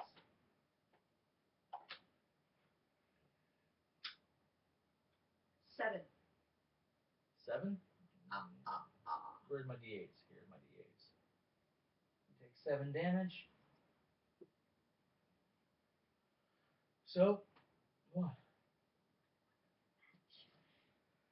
Your OCD some days is really weird. So that was your turn. Move to cast, goes to Tybalt's turn. Tybalt can't get an angle on him from where he is. But we have him on 3 sides now. Yeah, but Tybalt can't get to him. Tybalt would have to be over here somewhere to actually reach him. Which he could happily move to. Which is out of his range, so. He can come on the other side. No, does it go across the bridge? Yeah, that's going to take 10 of his movement, and then that's going to take 15 of his movement, and then if he went down, yeah, he could. Yeah, he'll cross the bridge, go over and down, take his full 30-foot movement. From that location, he'll have eyes on him, and then he'll cast his Eldritch Blast, which will hit, just barely, but a hit is a hit, for 8 damage. This thing falls off the pillar and looks to be in really bad shape. As it goes to its turn, it's going to target either you or Tybalt, one or the other. 1, 2, 3, 4, 5, 6. 1, 2, 3, 1, 2, 3. It's targeting you. Son of a bitch. Make a con saving throw. As soon as it hits you, it's scrambling over here and then down the crevice. 22. No, 23. Great. Natural 20, bitches. You save, you take no damage. And it scrambles down into the crevice for its turn. After that, it goes to Jason's turn. Jason will then take his opportunity to move up 30 feet. And he's in the crevice, protected by the bridge. He'll have half cover. I'll try another cantrip firebolt. Miss. Goes to your turn. He takes a lot of damage. 3 damage, and then he takes 6 damage. He takes 9 damage. That drops him. How did he pull 2 quills out? He'd only be able to pull 1 quill out, so it would still be at 0. So he hits the ground. Looks like he's bleeding out, and he's not going to live much longer. Quills. That's not going to do anything. It won't give him a death strike? It'll give him a death strike. It'll always give a death strike. You'd have to hit him 3 times with that, though, because you need 3 death strikes to actually kill someone. Yeah, but if each of us hits him. You conjure and throw 2d4 long quills, which will nearly strike 1 or 2 chosen targets within range. Each does 1 point of piercing for each of 3 rounds and remains in the wound. So you're just gonna go quills, quills, quills. Well, it's gonna go to everybody else's turn. Yeah, so it's gonna be quills, Eldritch Blast, Firebolt. Yeah. You don't need to roll any damage. I'm just seeing how many quills. 6. As you guys can basically gang up and slaughter this Nothic.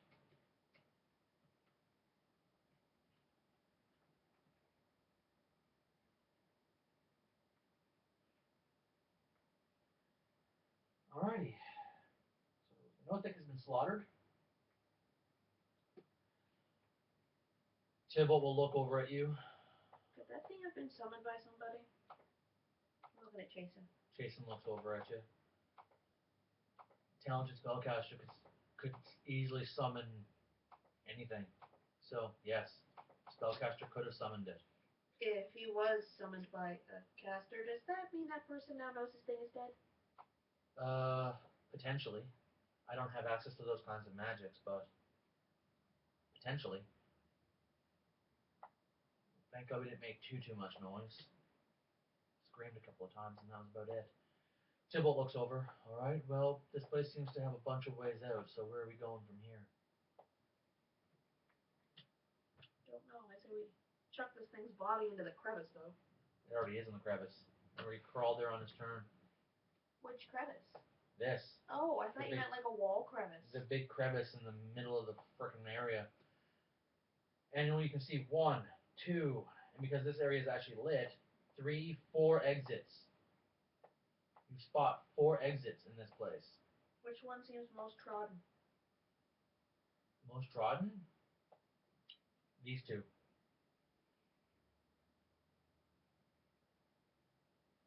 looking at the wizard.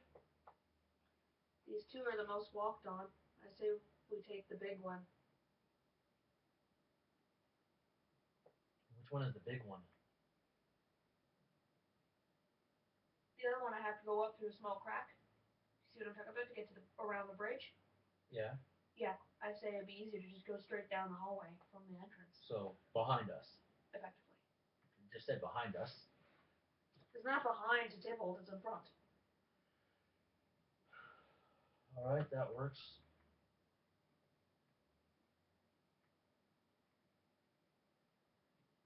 The area itself is, for the most part, pretty barren. The area that you guys are in.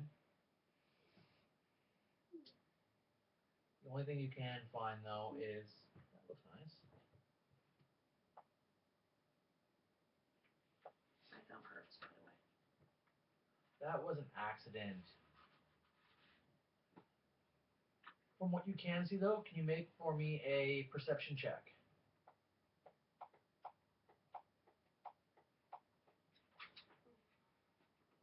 What do I do for perception? If you have perception as a skill, I do not. roll it. Otherwise, just roll and add your wisdom modifier. I have a yes on that. That's only for saving throws. Okay. Tybalt has a fucking 5. 23. 23? Or wait, no, I don't add my thing. So 20. You and the wizard will wait. both know. Add your wisdom modifier, nothing else. I did. I just read wrong. I'm sorry. At 23. That's okay. You and the wizard both notice something. In the crevice, down in a little cubby hole down here, you see a small wooden chest that's been tucked to the side.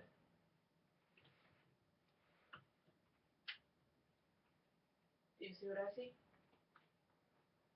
I do, from the wizard. That's probably what that thing was going after. Think we should try to go after it? See what it was trying to get? What if it's trapped somehow? What if only he can open it? What if it leads somewhere? What if it has something in it or a weird spell on it? Nothics are tricky. They're not stupid. Is this thing could pry into our bodies with its mind and hurt us?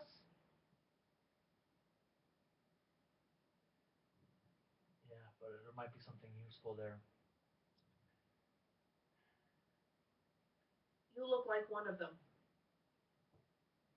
Tybalt looks over at you. Yeah, that's kind of the idea. Why don't you open it? It is set up for some weird trap if it's somebody who's not a red brand and you look like a red brand. God, I wish we had a thief with us. Agreed. You need to hone your skills a little bit more, eh? I'm not a thief. As he snaps at you. He will make a athletics check to descend the crevice, which he can do. Goes over to the chest, and he's going to proceed to try to grab it and open it.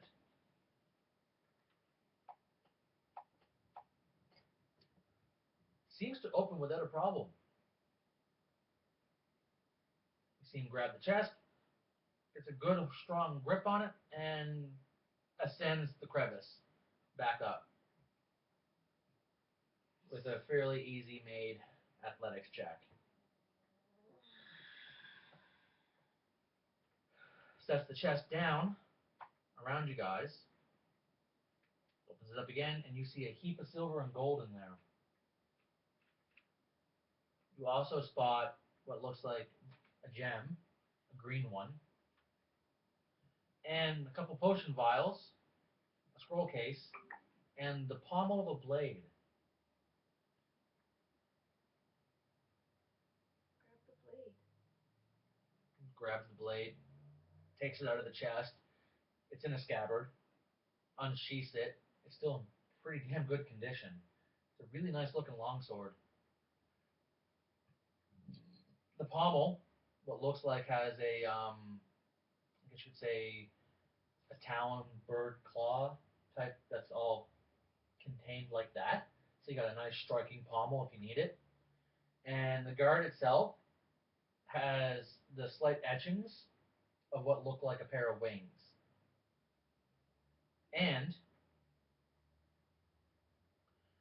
right at the base of the blade, one word, talon, has been etched into it.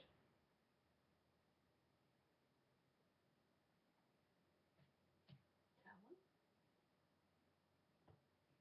And this is the reason why you should always have a wizard amongst your group. Huh. I know this. Jason looks over. That's the sword for the warrior Blackhawk. He was also known as Aldith, was his real name. Aldith Tressendor was his name. This was his sword. Last time any lore was written about him was here, Phandelver, fighting off a horde of orcs. Renowned fighter. Very good at what he did.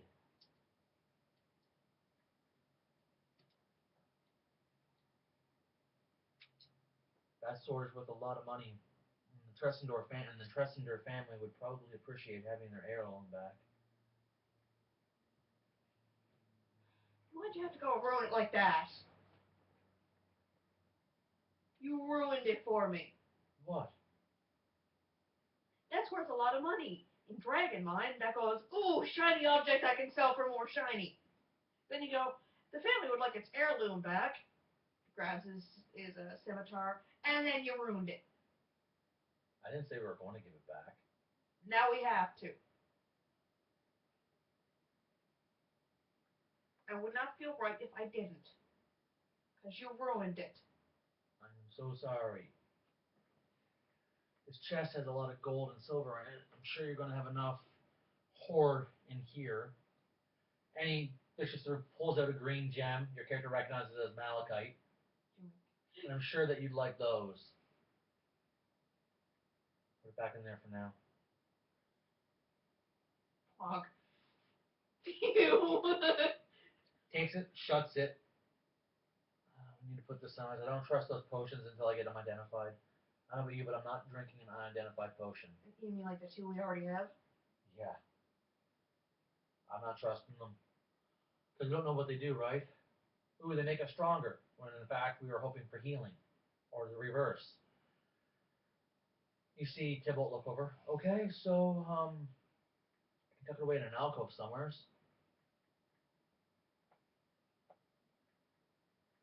Everybody missed it so far, right? Where Yeah. it was? Put it back where it was. Tybalt goes down, puts it back where it was, comes back up, and starts to walk towards the stairs. Is that what that symbol is? Stairs? Yes.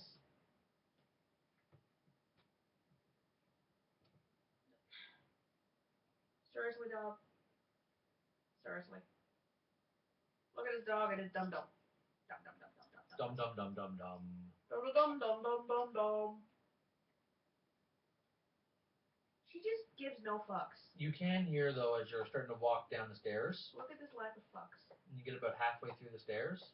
I will look when you look at this no fucks. I see it. I'm trying to game, love.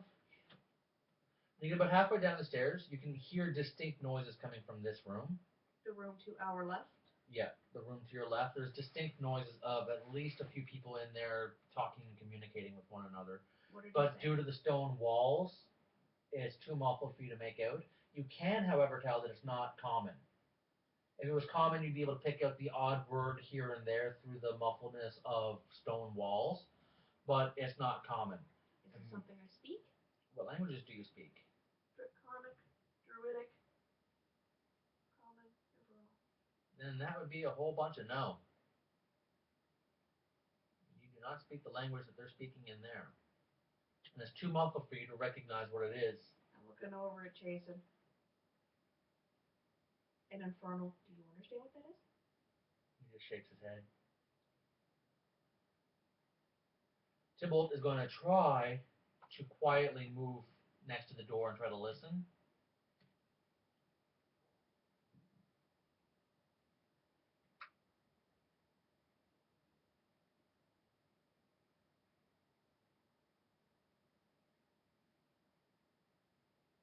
Does your character try to quietly move down? Mm-hmm. Okay. Can you make a stealth check for me? Is it dexterity? It is dexterity. 15. Okay, that's fine. That's good enough. Tybalt whispers in your ear. Sounds like goblins. To you guys, he whispers, sounds like goblins. I'm going to have to actually talk loud, but he whispers in your ear, sounds like goblins. Stuff we heard at Cragmaw. If you want to make a perception check, you can listen at the door for yourself. For fuck's sake. Stop rolling it with such vigor. Vigor. What do you have? 15 on die. More than enough. The on die is enough. When you listen at the door, you hear the same thing.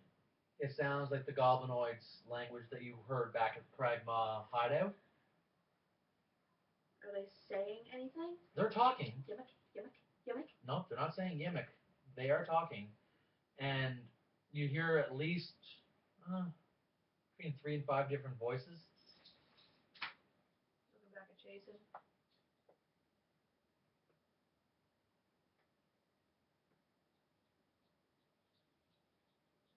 Now they goblin. Jason's going to try to stealthily walk down the stairs and get towards you guys as well, which he manages to do. He's going to lean over and whisper in your ear, we can't afford to be flanked. We're going to have to deal with them. One of us is going to have to get the door and block it. Because I don't know if this room has another door, but I'm not letting them out the door. Jason looks over at Tybalt. Whispers in your ear, you block the door. I'll get behind you. Looks over at Tybalt. Does a hand motion like that. In you go, big boy. Tybalt opens the door and starts to walk in.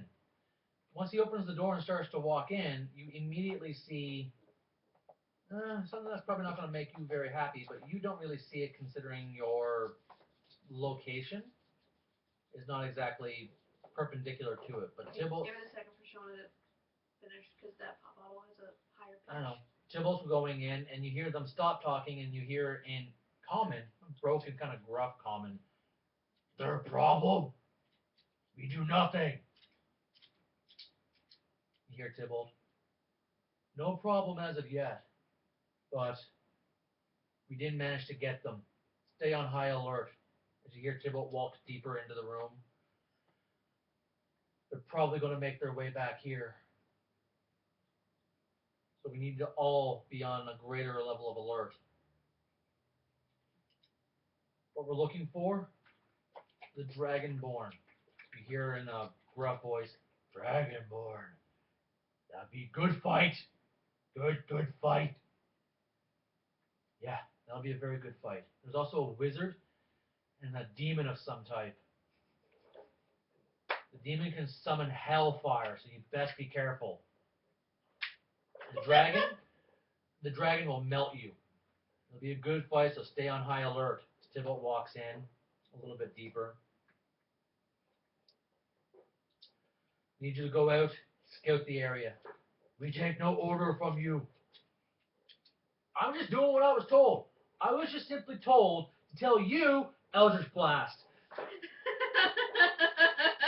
Now that Tybalt moved his way to the back of the room with his back to the wall, so that way he can't get flanked, and two cops on either side of him, so that way he can't be easily flanked and has to either have them crawl over on beds, removing their dexterity abilities, or just come at him one at a time, and he's going to Eldritch Blast one in the face with a surprise attack. And that's a critical hit because I get to take the advantage die because they don't know the attack is coming. So that is 2d10 damage to this bugbear. So monster manual. Bugbear. Take the caps lock off. Previous. Come on. You can do it. Buy me the bugbears.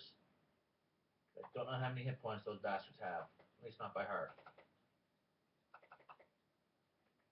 And there's like 3 of them in the room. So there we go. Each of the bugbears has this many Heidi points, and there are 1, 2, 3 of them in the room. And then 1 goblin. 1 lowly leveled, pitiful little goblin going, I'm playing with the big boys! And we're looking at 12 damage to the bugbear, leaving him with that many hit points. And now it goes to initiative, because the surprise round happened, and Tybalt got quick hit in.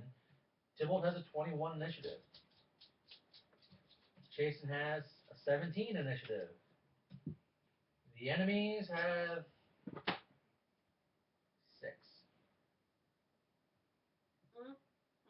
You have a 14? Mm-hmm. Tybalt goes first.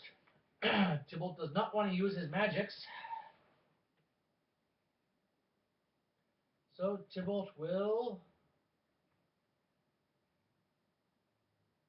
for his move action, considering one of them is right next to him, Tybalt's going to summon his greatsword out of nothingness.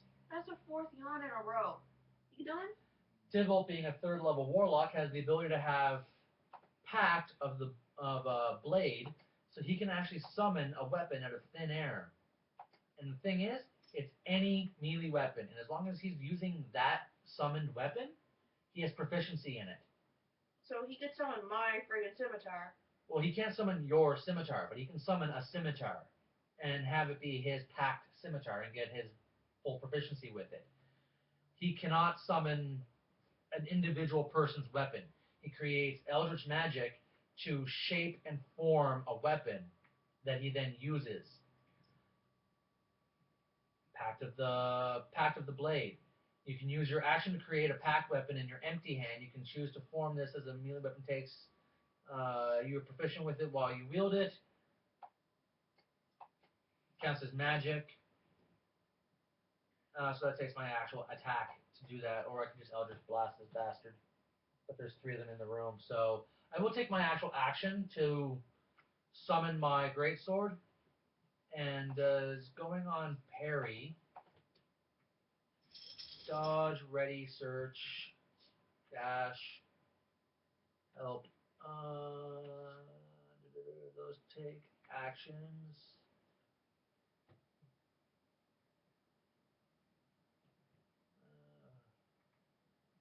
Parry. Maneuver, fighting, C maneuvers, parry maneuver. I don't want a parry maneuver. Does dodge take your movement action, or does dodge take your actual action? I just need to find that.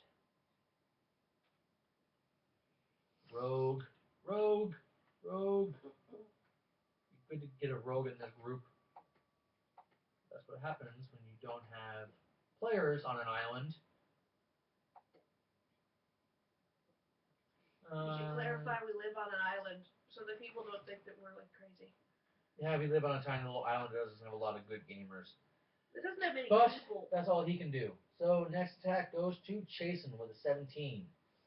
If anybody remembers the island that got broadcast all over the winter last year, that the island vanished under the snow, that was us. PEI. Derpity-derpity-doo. Tybalt will ready in action to the point where when you move into position, he will move behind you and attack. But when you're ready in action, you can't move. So, Why would Tybalt go from inside the room to behind me? not Tybalt, Chasen. You said Tybalt. Oh, Chasen's going to try to move behind you. But yeah, he'll just move now. He's going to move here and then ready his attack action so that way whenever you move into position, he can... fuck it, he's in position now. He's just going to fire. He can see the goblin easily. Goodbye, goblin. Firebolt does 1d10 damage. That's a 9. Goblin drops.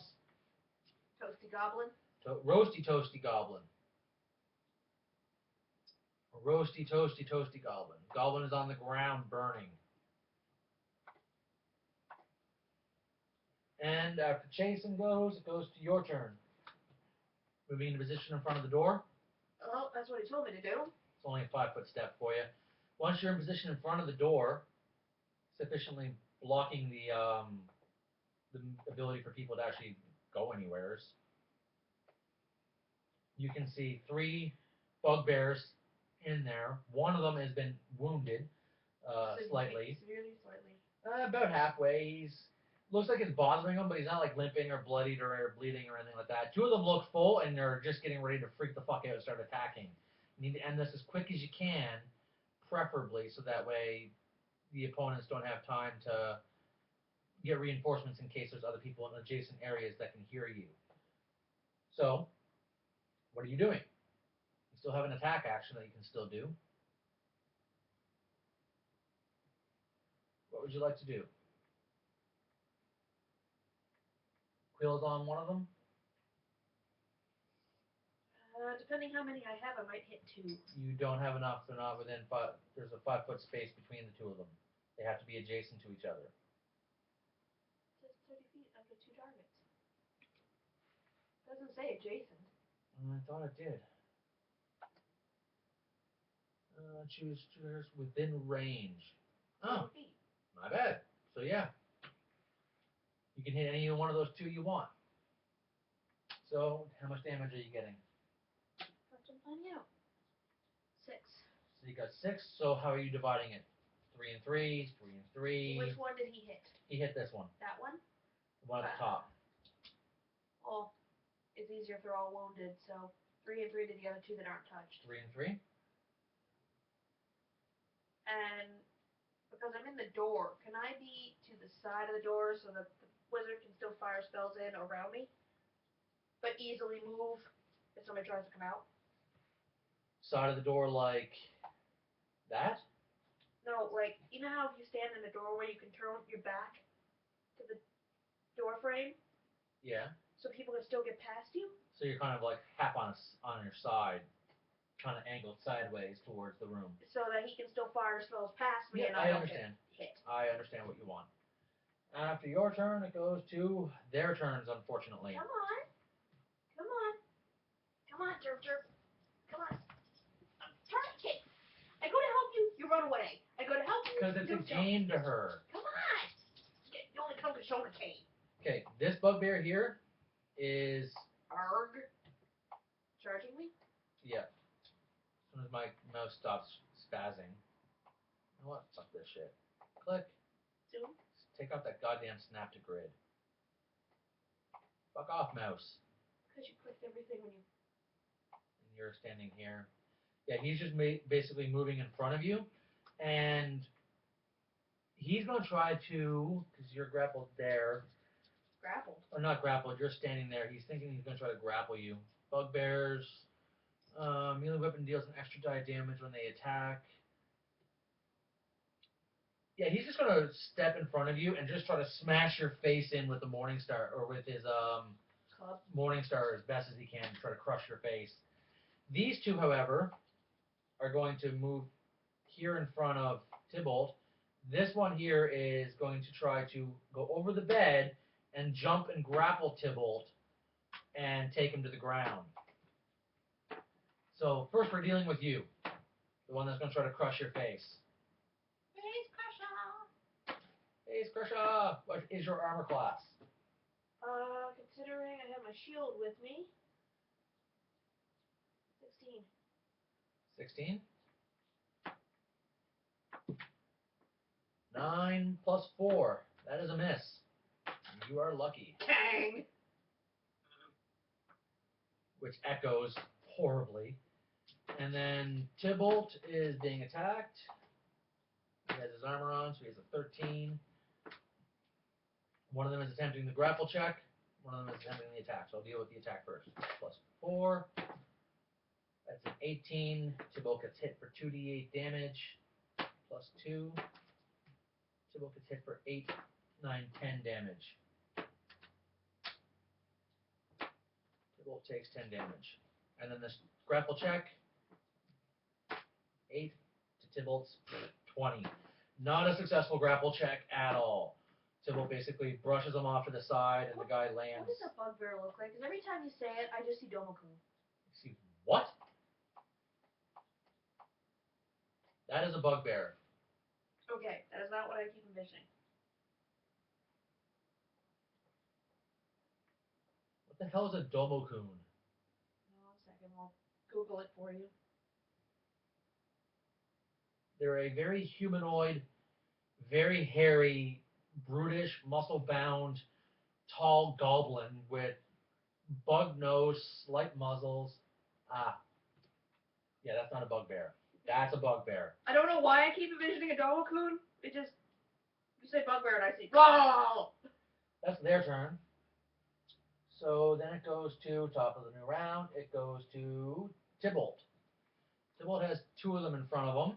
So he's going to, now that I have my greatsword, Mushroom stamp the thing? he, greatsword, he 2d6 damage plus his strength modifier of 3. Mushroom stamp! Don't really have a lot of maneuver to swing in at the moment, but I will half sword and stab one of them as best as I can. Sword? Oh. I don't know why I thought. What did you think half swording was?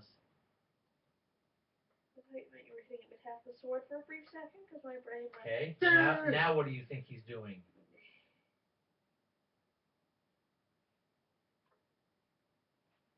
No.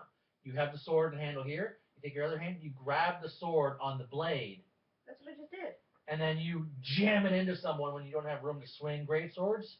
It's a great way if you don't have a good thrusting ability, which he doesn't considering his location. It's effectively bunting with a sword.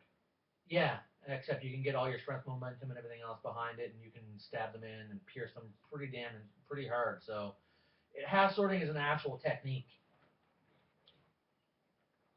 So he will half sword and attack, and his proficiency gives up a +5 bonus. The bugbear only has an armor class of A penis. no, it has more of an armor class than a penis does. +5, 16. That's a successful hit. Bugbear is going to take damage. 2d6 damage. Bugbear's gonna get hurt real bad. Yep. 2d6 plus 3 damage. Sorry, I have to be weird. So my 7, 8, 9, 10 damage. in my cow. Cow. So he hits one bugbear for 10 damage. Significant amount of damage. And after that, he will then move back into the corner on top of the bed. The bugbear? Or No, I'm not gonna. Actually, he's not gonna bother moving. Fuck that. I'm not gonna bother moving because that's just gonna provoke an attack of opportunity on me. I thought there was no attack of opportunity in this game. There is if you leave it in an area. It's nowhere near what it used to be. He will just move 5 feet between them, so that way he's still within his, not leaving their combative range, so he doesn't generate an AOO. And after Tybalt goes, it goes to Chasen's turn. Bugbear in front of you, try to crush your face with a Morning Star. I will firebolt him. I don't want to use my full-on magic, so I don't have to. 14 plus 5 is a hit. 1d10 damage. 10. Be careful with that. You don't want to lose that dice down the crack of that chair. I know. So, Chasen hits. Just because you have your face buried doesn't mean I don't know you're licking. Brissa, stop licking. Bad dog. And after Chasen goes, it goes to Kieran. Each of those, because of their bonus actions, can take away 1, so they each take 2 damage. How's the thing in front of me looking? The thing in front of you?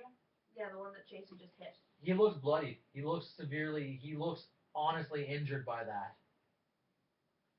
What are you going to do for your turn? Quill, the one in front of me. You're not going to use your scimitar?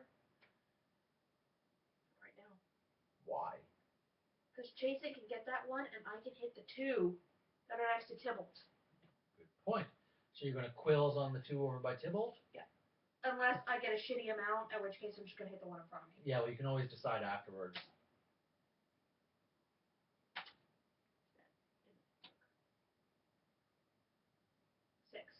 Six. So splitting it 3 and 3. One on Tybalt, this one here, looks barely standing. He's actually using his shield to help him stand up. And the other one looks what? Fresh. Fresh?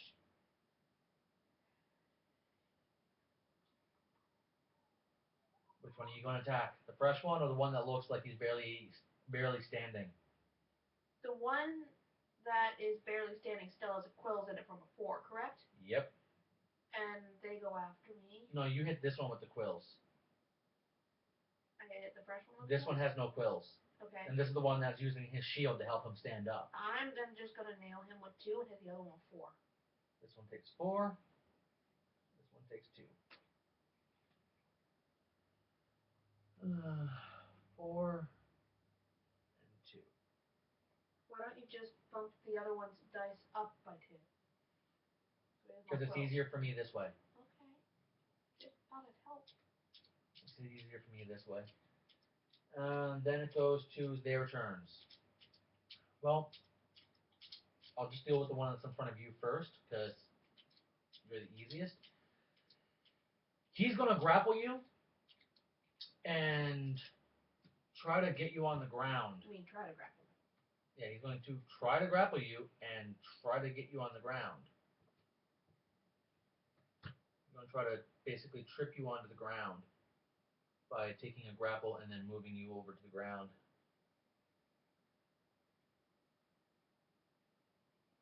By basically making a trip attempt, which for some reason this D&D 5th edition no longer has rules for.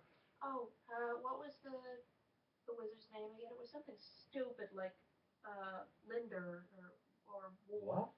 It was some sort of fabric.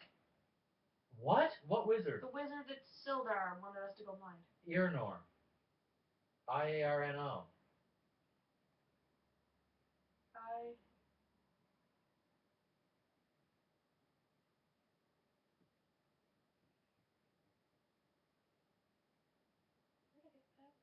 I have no idea.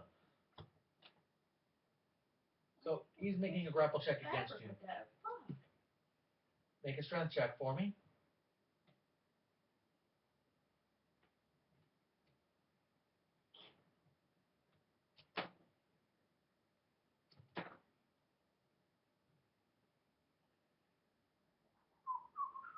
$16.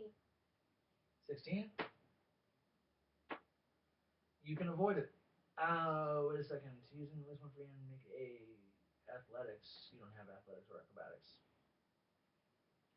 Yeah, you can just barely manage to avoid being grappled by this thing.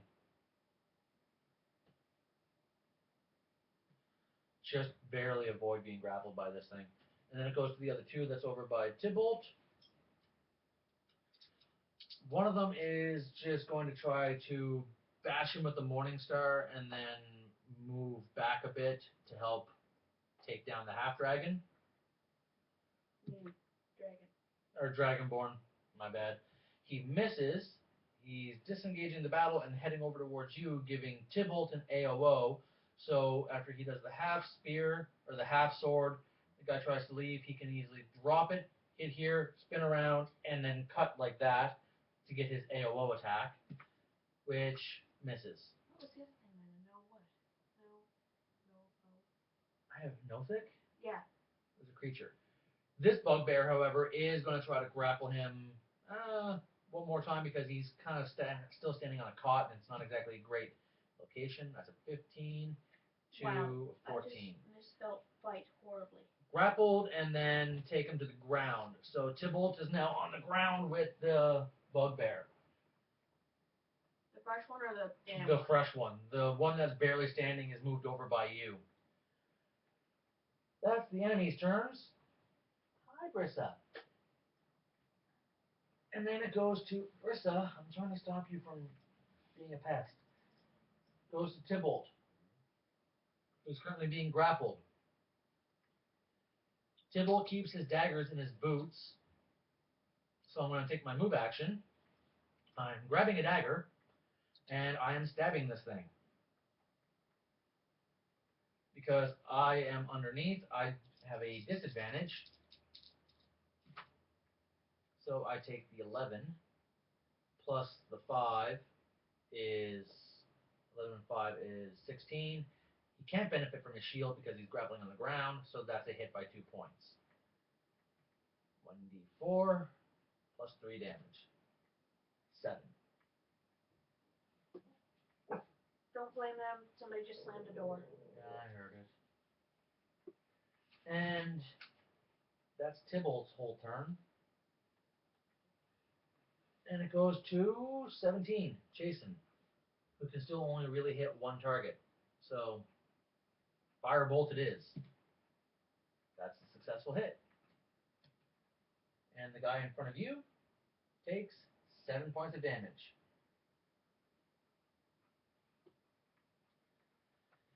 And, your turn. So, this guy took 2. He now takes 1. Is he down? Nope. This is a 2 and a 2. Each go to a 1. A 1. This guy goes down by another 1. This guy goes down by another 1. And then the 4 went to this guy as well, which he could not yank out on his bonus action. So he's down to that. All 3 of them look extremely battered and wounded. Your turn. Tybalt's on the ground, right? Tybalt's on the ground and there's a wounded one on top of him. They all look really badly wounded and near at the end of their ropes.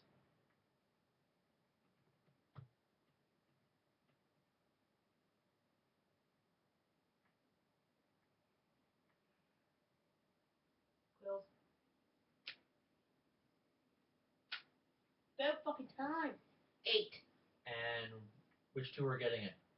The ones around Tybalt. There's only 1 on Tybalt. Grappled on top of him. Tybalt's currently stabbing him in the chest and the fucking ribs with his dagger. Okay, then I'll send 3 to the one on top of Tybalt. Okay. And the other 5 to the one in front of me. The one in front of you or the one that was holding himself up? Because they're both about the same level of injury. The one that kept trying to grapple me and pummel me and shit. This one? Yeah. 5? Yeah. That's enough. He drops. He hits the ground. And after your turn, goes to their turn. Now that this guy's on the ground, severely wounded, and looks like he's dying.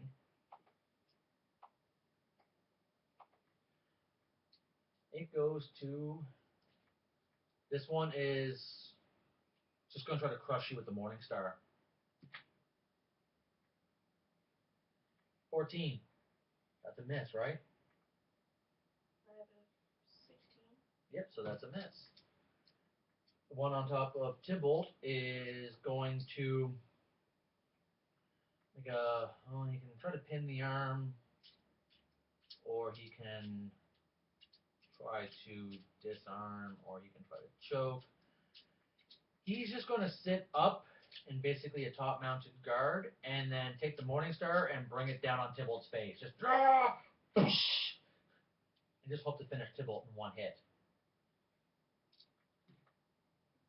Thank God he has the advantage, because that's a 1. So that's a successful hit against Tybalt. He takes 2d8 damage. He didn't have not the advantage, and he had to take the 1 and nail himself in the face with the Morning Star.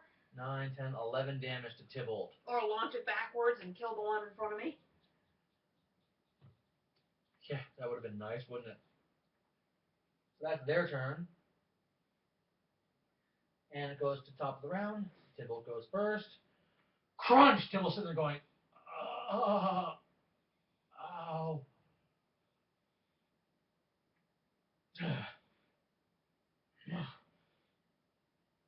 Mm, he needs hit points. I know I need hit points. Harried-Cherie? Harried-Cherie only affects one. So, what? Eldritch Blast to the guy right in front of me.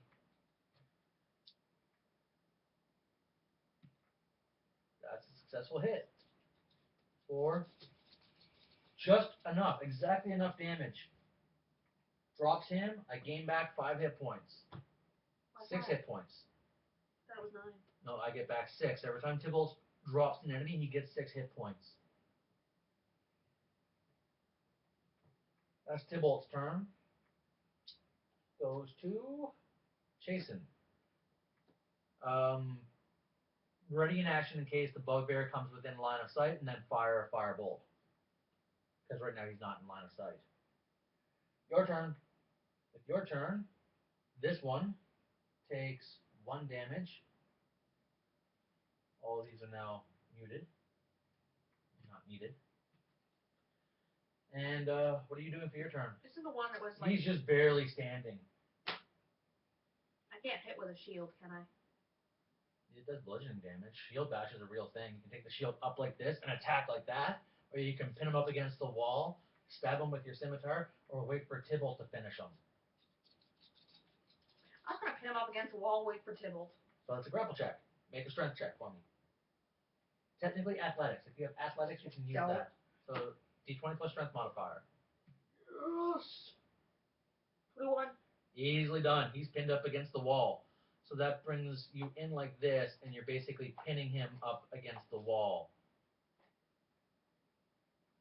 And then it goes to the enemy's turn. He's going to try to break free of that, so make a strength check.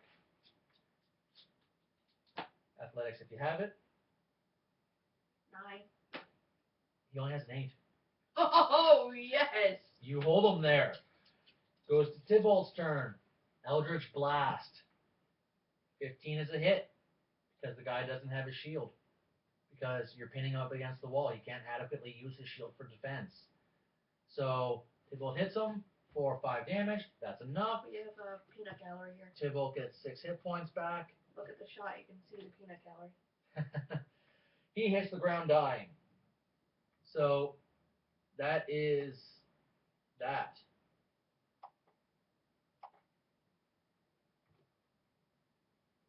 They're all effectively dead and dying.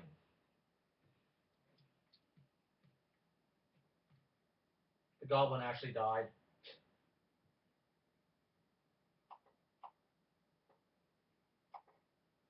The goblin fully died. Tybalt standing up, pushing the body off of him. Fucking bugbears.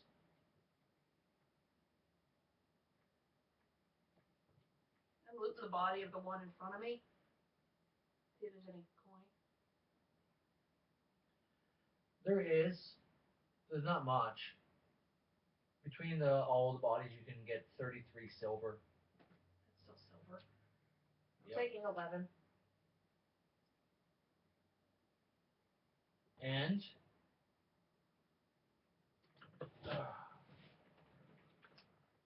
let's take a look here, folks. We're at 2.5 hours. We're going to take a small hiatus.